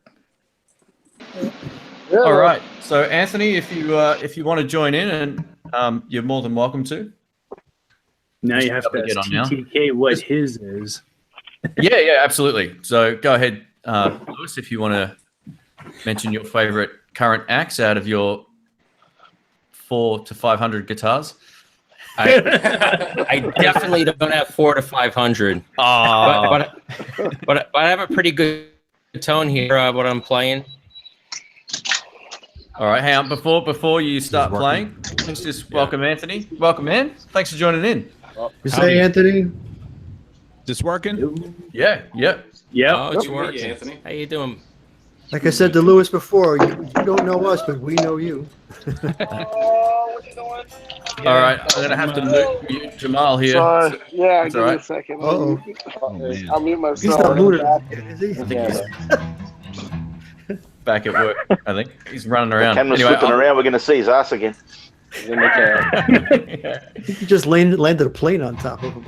Hey, thanks for jumping in, Anthony, man. I appreciate it. I know we haven't actually spoken like this before, so yeah, welcome to the community hangout. I appreciate you jumping in, man. That's awesome. No, we just got done with a little cookout here at the up on the mountain, and I was sitting down as we were getting the kids ready for bed, and I clicked on the. I usually go through the YouTube app on my Apple TV, and I just go to my subscriptions list, and I saw your video there. Like it started to put live streams in the list of videos that are new in your subscriber list, and I totally missed that it was the little live icon. So I clicked and I'm watching it and I'm like, that's weird. Something about this that seems not pre-recorded. I'm not sure what's going on. And then I realized I was actually watching it live. Like I just happened to sit down at the exact right time as you were starting. Yeah. And so that's when I hopped on the chat. But we got the kids in bed, so I'm down here in the studio now. So yeah, awesome. Well, I've been watching your channel for years and years and years, man. Probably since you know what? I don't know what year it was, but I know we probably started very similar in terms of back in the late 2007 or 8, somewhere around there. Maybe I started watching you. I can't remember. 2007 was when I started. Yeah. Well, yeah. I was on YouTube. Started within an 18-month period, and I don't know how many people realize this, but I think there was something very strategic about that time, because do you remember when YouTube first became a thing, how terrible it was? Yeah. Like, I mean, you couldn't, if you had 5 people on YouTube at the same time, like nothing would load. But it was right around 2007 where it became feasible to actually watch stuff on YouTube and have it be a good experience. And so it's all within about 18 months, because I know Robert Renman from Dolphin Street Master Guitar Academy, he started in 2006. John from Learning Guitar Now started in 2007. You started right around that time. I started in 2007. It's kind of a weird thing how a bunch of people all kind of started the YouTube thing right around that same time. Yeah, I first had an account in 2006 in June is when I first started, but I didn't actually upload any content. Like, it was just band clips and stuff, you know, like it was just, I wanted to store some of my holiday or vacation memories on a platform other than my computer that was pretty unreliable. So I had some stuff in all of its 144p or 240p or whatever it was stored. It's pretty bad.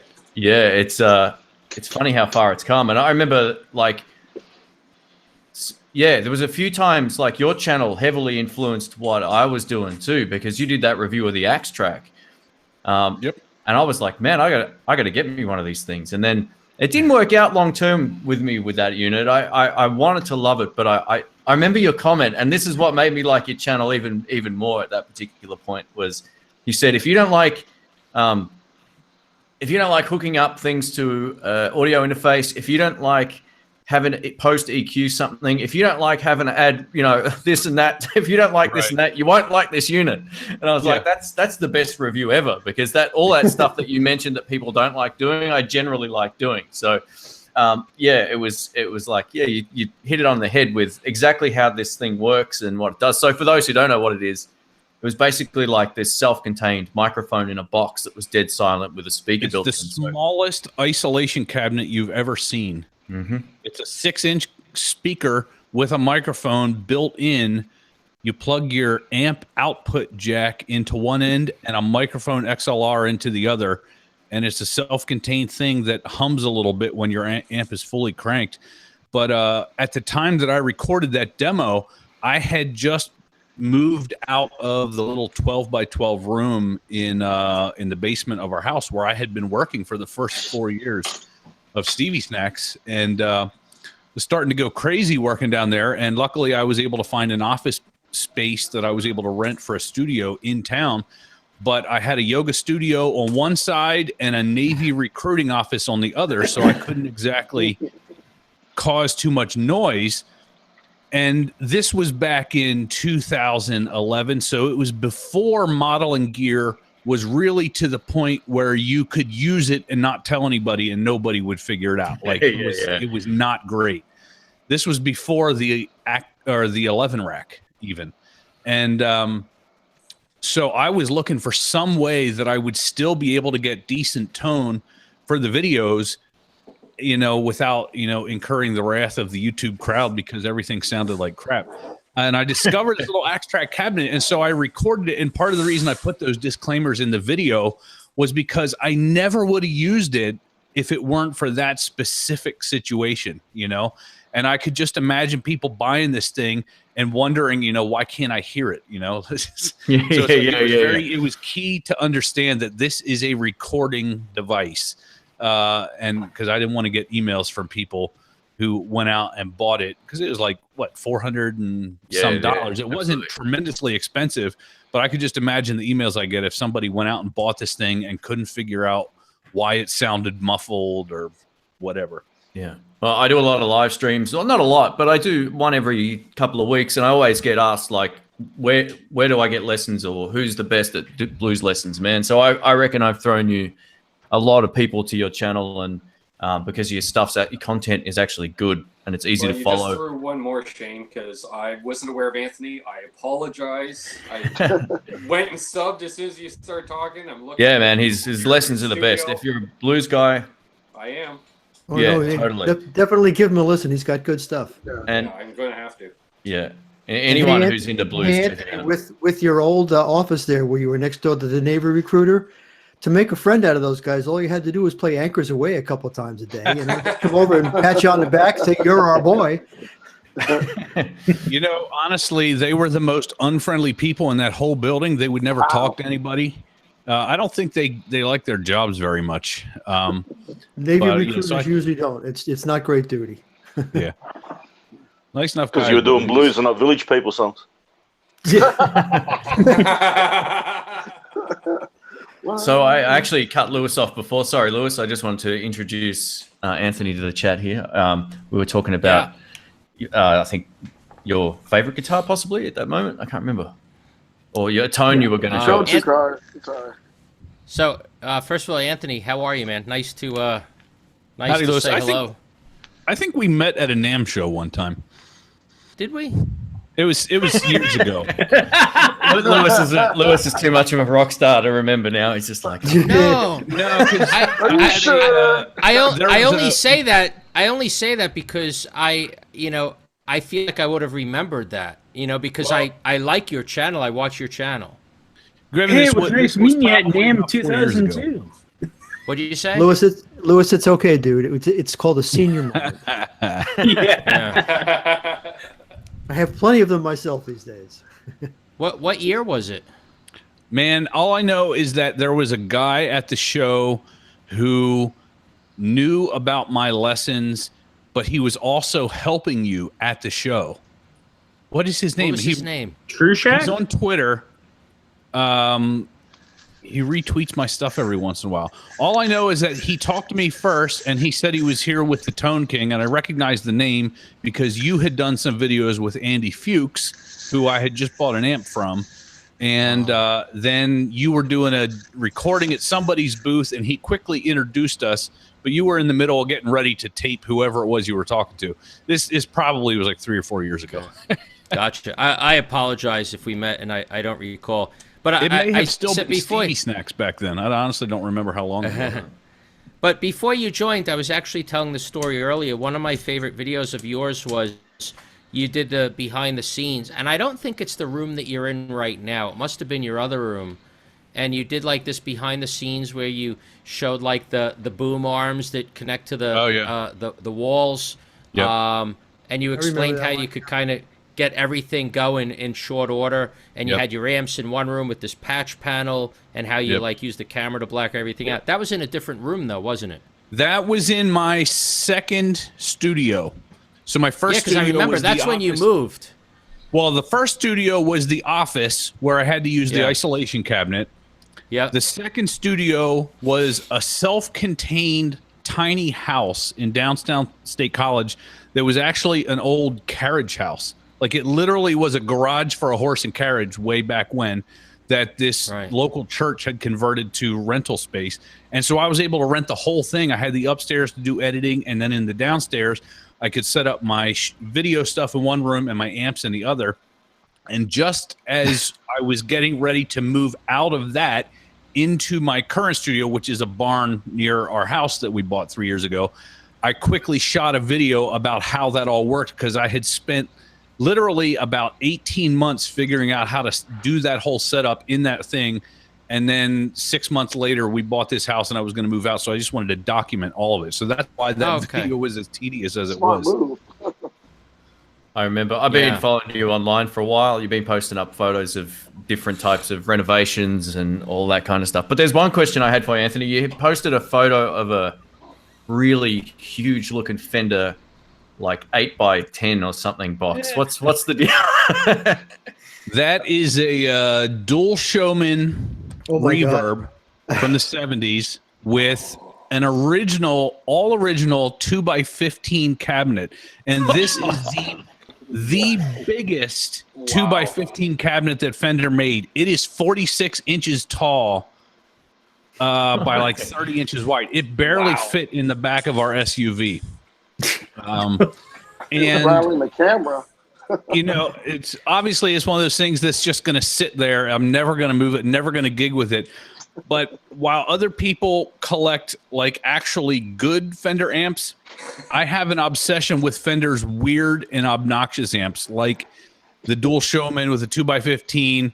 The amps that I have left to get yet are the Quad Reverb and the Super 6 Reverb, because they are the most monstrous amps that Fender ever made, and I just have a weird fascination with anything that's that ridiculous. To think that Freddie King actually used to tour with a Fender Super 6, which clocks in at close to 100 pounds. Yeah. That's what you have roadies for. Yeah. So those will be studio amps now.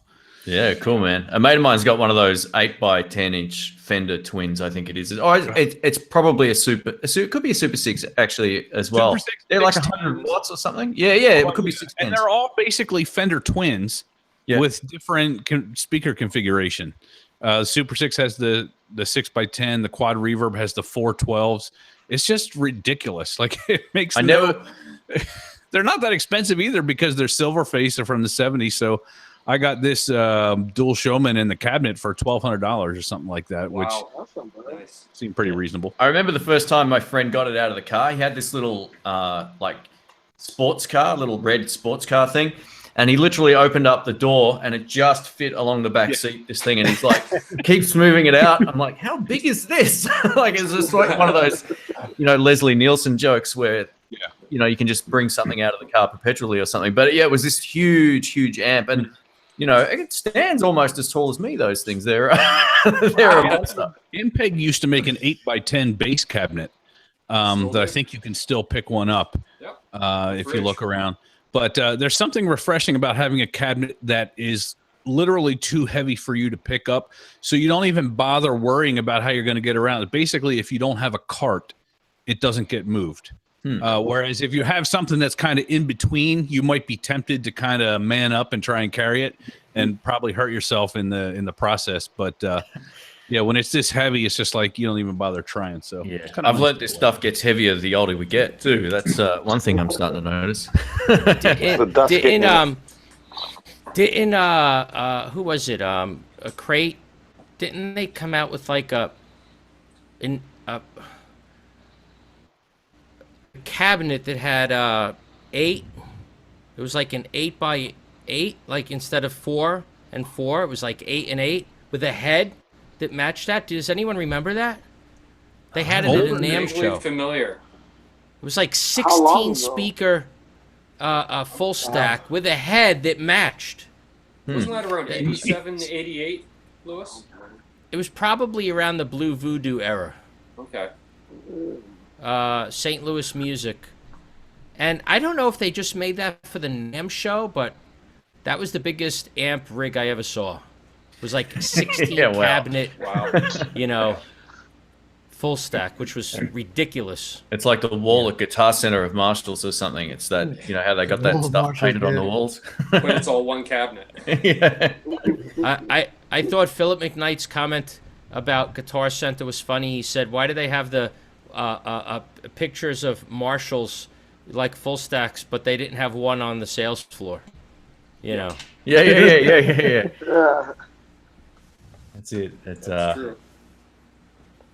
Cool. Not combos. That's about it. A couple.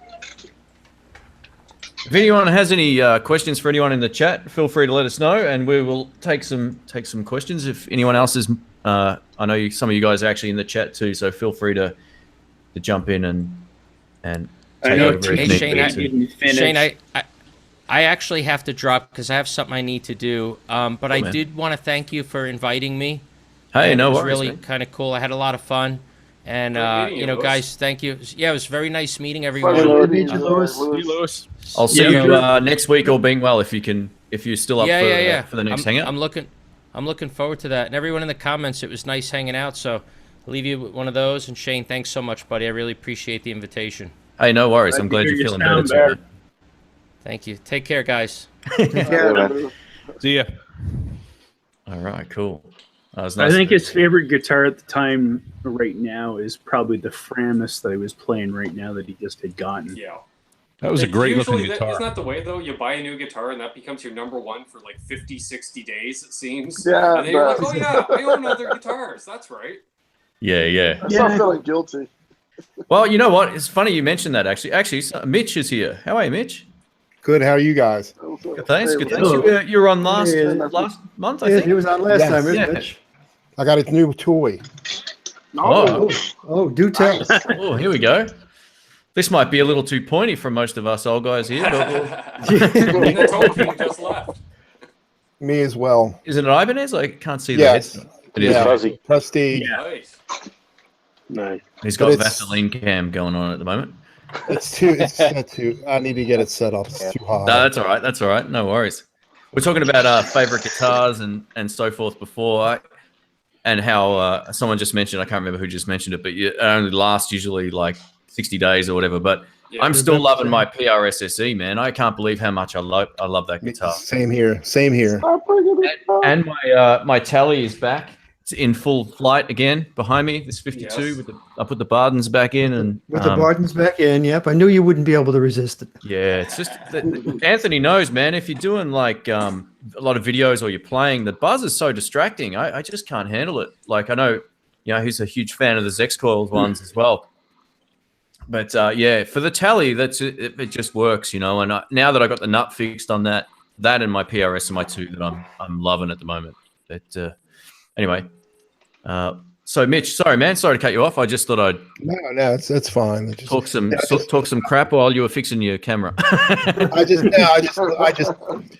I saw some people with this guitar online, and they have one with the hardtail and one with the Floyd Rose, and they're out all the time. So I ordered the hardtail Guitar Center, but it's going to be a month, 2 months. Then I get an email from Sweetwater. They have one in with the Floyd Rose. So I ordered it Monday, and I got it Thursday, and so I got it. But I'm not used to a Floyd Rose. I should have known better. I just sold my only guitar with a Floyd this week. Oh yeah. Yeah. They should rename those to engineering rows or something because they require a little bit more. Maybe Yeah. Floating or is it block? Complex It's road. floating. It's more like it. It's funny.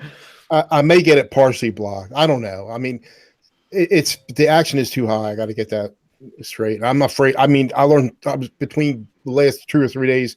I watched 80,000 videos. I could probably fix it myself. I'm still afraid of working on it though. But Is everyone else like me? Are you reluctant to purchase a guitar that you have not had in your hands?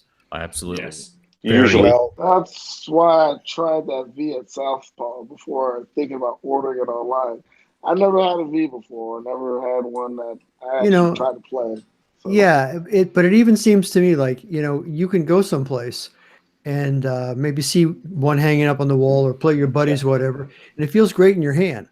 But the guitar that you get, if you order it, online or whatever, the guitar you get might not feel like that guitar at all. Oh, that's it. Yeah. my I've only PRS got SC, one I didn't guitar. try it. Yeah, I only never bought tried one one guitar before, but I online, love and it. that was a guitar that it was it was in Nova Scotia. I'm in Ontario, so it's quite a ways away. And it was a buddy of mine that went and played it for me first. Went over it, and he's like, and I trusted his opinion. That's about the closest I came to buying a guitar. Now, fortunately, he had it at his place for 3 weeks, and he fell in love with it, so he ended up buying it from me. So I never actually got possession of the guitar. Oh, I always never feel bought it. like The the whole way idea of buying it online just is just a little bit too strange for me. I think you're pretty safe when it comes to certain guitars when you're buying sight unseen if you've already played one. Like I would say probably like the PRS SC is a good example of a guitar that it's not really going to be any different other than maybe action height or something like that. Yeah. They're built to a specific price and to a specific. If we were talking maybe like a custom shop guitar, I would never buy a guitar. Well, I probably wouldn't buy one for a while anyway. But I wouldn't dish out $4,000 on a guitar that would be I have never played. I could not. I just could not do that. And I did think buy a also guitar with the online sight unseen one time. You did buy one. guys- Sorry. Who? Oh, Anthony. Sorry, I couldn't hear what you said. Oh, I just said I've only ever bought one guitar online without playing it, and it was a Yamaha that I saw at NAMM, and I bought it entirely based on looks. It's like what I just did. I have it downstairs. I'll go get it then. But it was a limited run thing where they were only making 100 of them in that finish. And I thought they were all sold out because my local Yamaha dealer couldn't order one because they were all claimed. And then I managed to find one on eBay. So I bought it up. But it was is like less than $700, so I wasn't like risking the house on it or anything like that. But it plays nice too, so it kind of worked out. I can go get it. You'll see why I bought it. Yeah, I bought my Epiphone Les Paul. I bought that without trying it. I tried one in the store, and then I ordered one online, had it shipped. Yeah, so that's the safe way of doing it. That's kind of what I wasn't meant. Yeah, the blue one right over in the corner there. I don't know if you can see that. Yeah, I love that blue guitar you got. I love that. I have that exact same one. Yeah. Yeah, it was the Sweetwater photos that sold me. I don't know if you've seen Sweetwater takes the best pictures of their models, right? Yeah, you they- can actually order the serial number right from it. Yeah, You know buy a exactly guitar the for weight. them. Yeah, Yeah, the one you see on the website is the one they're going to ship to you, right? Right. exactly. Right. Yeah. Them and was it Wildwood out of Colorado? They're the same way, just with Oh, higher are end they? stuff. Okay. Yeah, they put all the serial numbers of the guitar. Hey, here's a you question. mean Greg Koch's Yeah. place. That Here's he a does question demos for everybody. Question for everybody. Has anybody ever owned a Rickenbacker? No. No. But the one gal I know who's a bass player, she just got a Rickenbacker bass, which I think was a navy blue. Right. And was that ever stunning? You know, some of the could not music believe from the it. 60s and 70s that is really iconically in our mind's ear. You know, were played with Rickenbackers. You know, you get a lot of the stuff from the Byrds. You know, that 8 Miles High kind of sound. I mean, that's a 12-string Rickenbacker. What was it? Roger McGuinn was a big thing with that. John Lennon. Lennon would played sixes, But Tom you know, Petty actually used a lot of Rickenbackers too in his music. Yeah, and in some of his later albums, So and you know, I've always loved hearing the sound of them, but I've never had one in my hands, and I've never known anybody that owned one. So it's just curious, you know, why is that? The only person I see it still playing it was Tom Petty. I think he was the last guy that really plays them live. You don't see too many people Peter using Buck them. from REM used to play them. I remember that. Actually, yeah, Jay Massis from Dinosaur Jr. just started playing Rickenbackers because he borrowed one off Peter Buck and fell in love with it last year. So he's been playing some Telecasters and Rickenbackers on the latest couple tours. That 360-12, you know, with that red and yellow burst color they had, you know, it's an iconic Rickenbacker. Yeah. But, and they still build them the same way today, which is awesome. I just wonder why, you know, they're not as popular as I always thought they would be. Too. Low build numbers, they don't make a lot of them. Because they still shoot them with nitro paint, and they're based in California, right? And with the pretty EPA expensive, laws, right? they said, look, you can only spray X amount of guitars a year and stay below the environmental levels. So they said, fine, we're only going to build, say, 1,200 guitars a year. And it's, last time I checked, a 3.5-year wait on a Rickenbacker. I was just curious, are they hard to keep set up, you know, or do they you know, are they just pains in the neck? Are they never in tune, or? No, some people also might not like the idea of a sealed rosewood fretboard either. True. I know Harley Benton actually makes a knockoff brick. The one guy that used to be on YouTube a lot, Squazoo, he has a video up of the one that he got from him a couple years back. So Anthony, you grabbed your guitar before, mate. What did you have in your hand there? Just had. I have no idea how well this will come through. Oh, your picture quality is fine.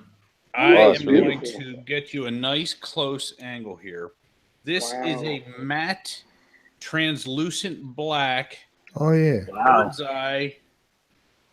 It's the most subtle kind of a bird's eye maple you'll ever see. And then the pick guard is kind of like an anodized metal. Oh, it's hidden. Oh. The entire guitar is all black, and then an ebony fretboard, and then the headstock is also matte black. Pacificas are highly underrated guitars, I reckon. Yeah. Well, here's the thing. Like, I didn't know. I remember when I first started getting into guitar when I was like 18 years old, Yamaha was actually the first kind of guitars that I looked at because that's just what the nearest music store sold. And I remember the Pacifica name, but they were too expensive for what I wanted at that time because, you know, I was just starting out. I didn't know what guitars cost, but I kind of forgot about Yamaha for years. And then as a result of going to the NAMM show every year, I got back into kind of trying their guitars out and was kind of astounded at how good the build quality is given the price. Yeah, I mean, they they sound don't good too. sell hardly any guitars at all over $1,000 US. And this one is made in Indonesia. And it is astounding how good it plays and how good it sounds for the price. And that finish is unbelievable. So that's the only guitar I've ever bought without actually playing it, but I had actually seen it in person. But I had no idea how it would feel. So I've never even actually done a demo with it, but it feels and it sounds incredible. One of the best color of it, I think it'd wind up calling it the stealth guitar. Yeah. Nice. Knight Rider. I think the Ibanez that Mitch just got is actually an Indo guitar as well. No, mine's made in Japan. Oh, it is a Japan one? Yeah, mine's it's a Prestige. Yeah. I'm gonna go grab something from the other room. I'll be right back. Just 1,250, and I never played one before. And I got it. I got it off. Well, EJ, if you know who EJ is, he got one. I just like the looks of it. But I played one similar. They have a premium one, which was similar. This is a little bit better. It's got the bird's eye maple neck, the Marzio Air Norton and Tone something. But God! But I'm not used to a Floyd Rose. Like, is this anybody that knows anything about Floyd Roses in here? Is it an inherent thing? Like when you're doing a riff, you're bending. Like I'm bending on a G string, then I want to hit the B. From me bending on that G, I'm hitting the B on the next fret higher. It's not the same note that it's supposed to be. I don't know. It's not because it's a Floyd. It's because it's floating. Yeah. Yeah. If you bend one string, you're going to detune the other 5. So that's a normal thing.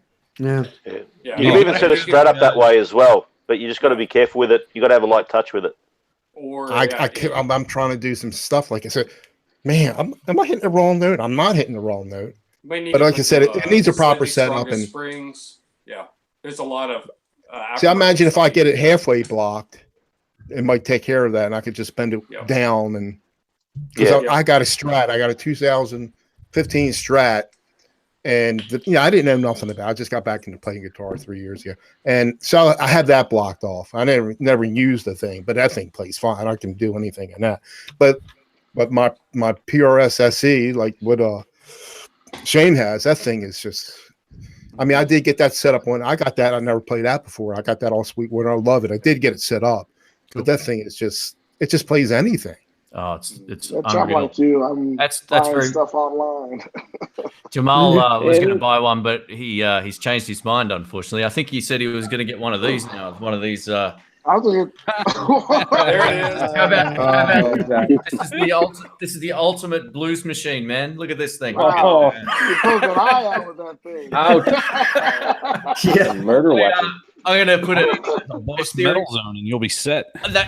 we think alike, man. I'm going to do a series called "Does It Blues," and the first thing is this. Does it blues? Isn't that a Randy Rhoads Jackson?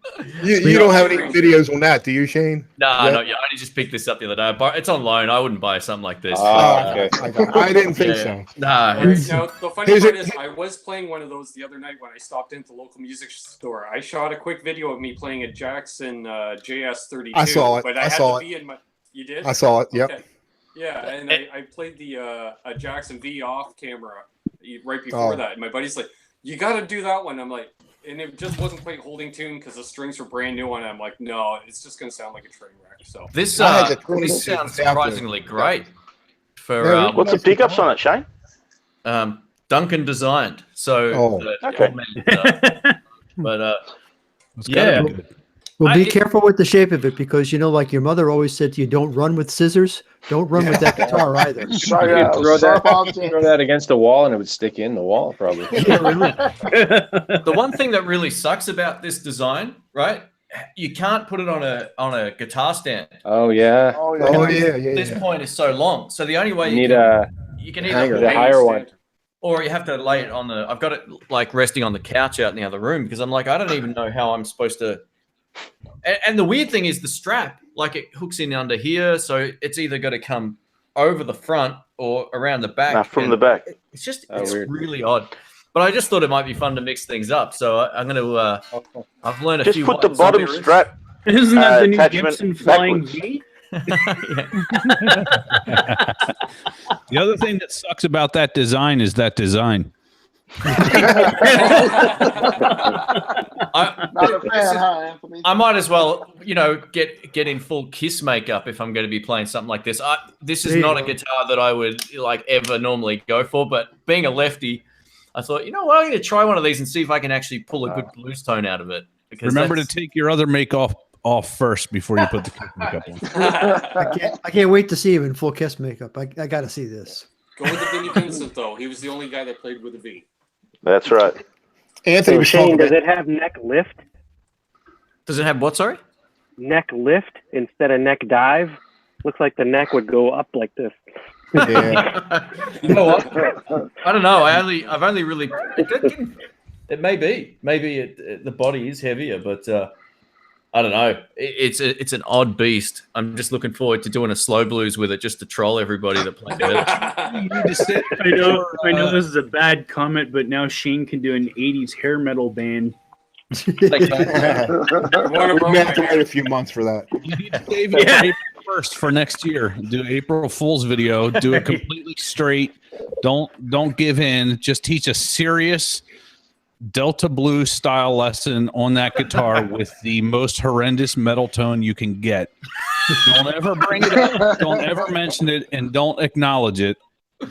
And then at the very end, say Happy April Fools, because nobody will ever watch to the end, and you'll get a comment list full of people who are angry that you don't know how bad you suck. Or even better, You betrayed I've us. played blues for so long, and honestly, I've been a diehard metal fan for years. So I'm changing up, and I'm gonna play metal from this point forward. That'd be I hilarious. can't live a lie any longer.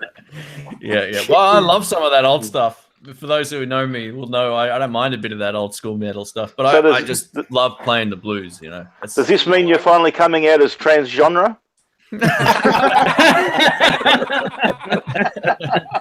That's Very more good, information Very than good. I tell you what, guys, we've got about 5 minutes left before the 2-hour mark. So thanks for joining in. This has been awesome. Wow. We'll take a couple of questions if anyone has them in the chat. I've been trying to keep an eye on it, but if anyone wants to, any of the other guys on the chat here want to comment on anything or bring up a point in the comments. Just going on that guitar, Shane. You've got two ways to go about it though, because realistically, it's a couple of humbuckers, and if you set it up with the same pedals and amps that you would a Les Paul, it's not going to sound too different. No, unless they're like really hot humbuckers or something like that. No, actually, it They're sounds not. great They're nice. with my Marshall that I've the Kemper Marshall. They're about Marshall. 7.5K output pickup. Yeah. Oh, that's good. Yeah. I only and play then you can 50 go the other way plus. and just go full metal. But you could also go a full metal setup but not play metal. I saw a Facebook video of Eric Johnson playing through Zach Wild's rig, and it sounded like Eric. It obviously had a bit more tonal. You could hear it's got like a bit more distortion and fuzz on it, but it really had that signature Eric Johnson sound about it, and none of his gear. I thought you were going to say like Kirk Hammett. So hook up 4 wahs. Yeah. He's actually a really lovely guy. I got to meet him once. That dude, he's a super chilled dude, like super chilled, and that's one of the only rock star stories I've got. And that's it. Nice. But he was in town doing a show, and I was out. This is when I had hair, so it was a long time ago. And I'm I intimately familiar with that. saw him standing there. Just thought, oh, what? No way. And I was with a few friends, and we're like, yeah, that's definitely him. So I walked up to him, and then this, 7 foot tall, 3 feet wide guy just stood right between me and Kirk. And he's like, no, let him through. So we all got a couple of photos and stuff. And Cool. he was. I think he was a bit stoned as well, but he was super chilled. Allegedly. Yeah. Long may he Well, I wait. think I'm off to shoot a video chicken picking on a flying V. Hey, there we go. Awesome. Cool. You Yeah. do the metal side, I'll do some chicken picking. I just wanted to thank Reckless as well. Just donated to the super chat here. Awesome. That's cool. So next week on Sunday, my time, on Saturday, my time, Friday night in the US or Canada time, I'm going to be doing another like live stream with a couple of the YouTube guys. Anthony, if you're free, man, I'd love to have you on again. That'd be awesome. If you can make it, of course, no stress. But Good to be here. yeah, it's great having you on. Great to finally talk to you in person as opposed to emails and all that kind of stuff. And Likewise. yeah, I appreciate you jumping into this one. Yeah, awesome stuff. And Thanks for having me. yeah, no worries at all. No worries. We're glad you showed up. So guys, check out Anthony's channel. It's called Texas Blues Alley. Comment, call him. Oh no! See, for those who are new to your channel, they're not going to call you Stevie anymore. Yeah, I so posted the link again. I posted the. Check out his channel. website. Yeah, and the website as well. So just punch in. Yeah. Sorry, Jamal, I cut you off. Awesome. Oh no, I'm just saying it's awesome. I was a locals member for time, most of 2 years ago, I think. I've been off and on, but his locals program is excellent. If you want access to all his lessons, they rock. And I love the way he teaches. Stuff. Overrated Texas Blues, and you'll find my site. I just started the speed workshop this week. Yeah, I bought that one. Yeah, I'm still working on it. Wouldn't it be I'm Not Joe Bonamassa? That's funny. Yeah, we got Ben Coombs here as well, so feel free to check out his channel as well. He does a whole lot of guitar content as well, mostly live streams and a few other streams. We do some gear reviews. We do a main show on Thursday evenings in Canada. Thursday evenings at Eastern Time. Live Q&A with a co-host, myself, and then we do hangouts on Sundays. I got a few guys from the chat. R2R3 Locking in the chat here is coming on tomorrow for a hangout, awesome. among others. Yeah, I'll be there. Hey, Shane, you could probably just get links to everybody's related channels or whatever and just put them in the comments of this live stream. And that way anybody that stumbles onto it or was in the thing could... I'll do that. Don't worry. Totally. Yeah, so check if the red dot's not in the title, the video is not live, and then you'll just check the description. That's the easiest way to do it. You're absolutely right. So, guys, thanks so much for hanging out. It was an awesome... It's the first time it's been full, and we had to boot someone off, unfortunately. So it's my first time here. I hope I passed the audition. Yeah, man. No, it's good. You're fine. You're fine. No, don't worry, Mr. Lennon. You just show your butt, so you're good. It's like having Jamal and John on. There's always something going on normally in the background. John's disappointed me a little bit today.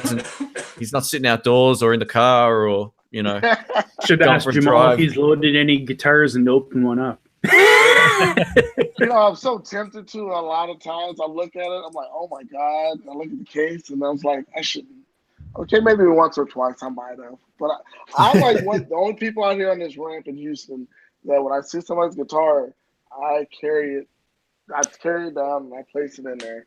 Unfortunately, some of my coworkers don't care. They just and Guerrilla Airlines. Let's think they're UPS workers. Close enough as United. Yeah. All right, guys. Well, what I'll do, just stay on the line here. I'll take it offline. But yeah, I appreciate everyone hanging out. It's been a lot of fun. And yeah, next weekend we've got another one coming up, so stay tuned for that. I may actually shoot a few other invites out to a few other people. I think there's a couple of guys who might not be able to turn up, so we'll fill those spots and we'll make it as entertaining as we can.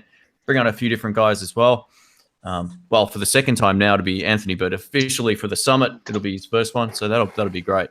Cool. So yeah, guys, if you enjoyed the video, please give it a thumbs up. Don't forget, I'll put all the links in the description of these guys' channels and so forth as well if you've got one. Steve, Landon, everybody, Michael, Mitch, thanks so much for joining in. It's been great. And yeah, we'll talk to you all soon. All right, guys, take care. I'm going to sign out. No problem. Cool. Good meeting. Yep.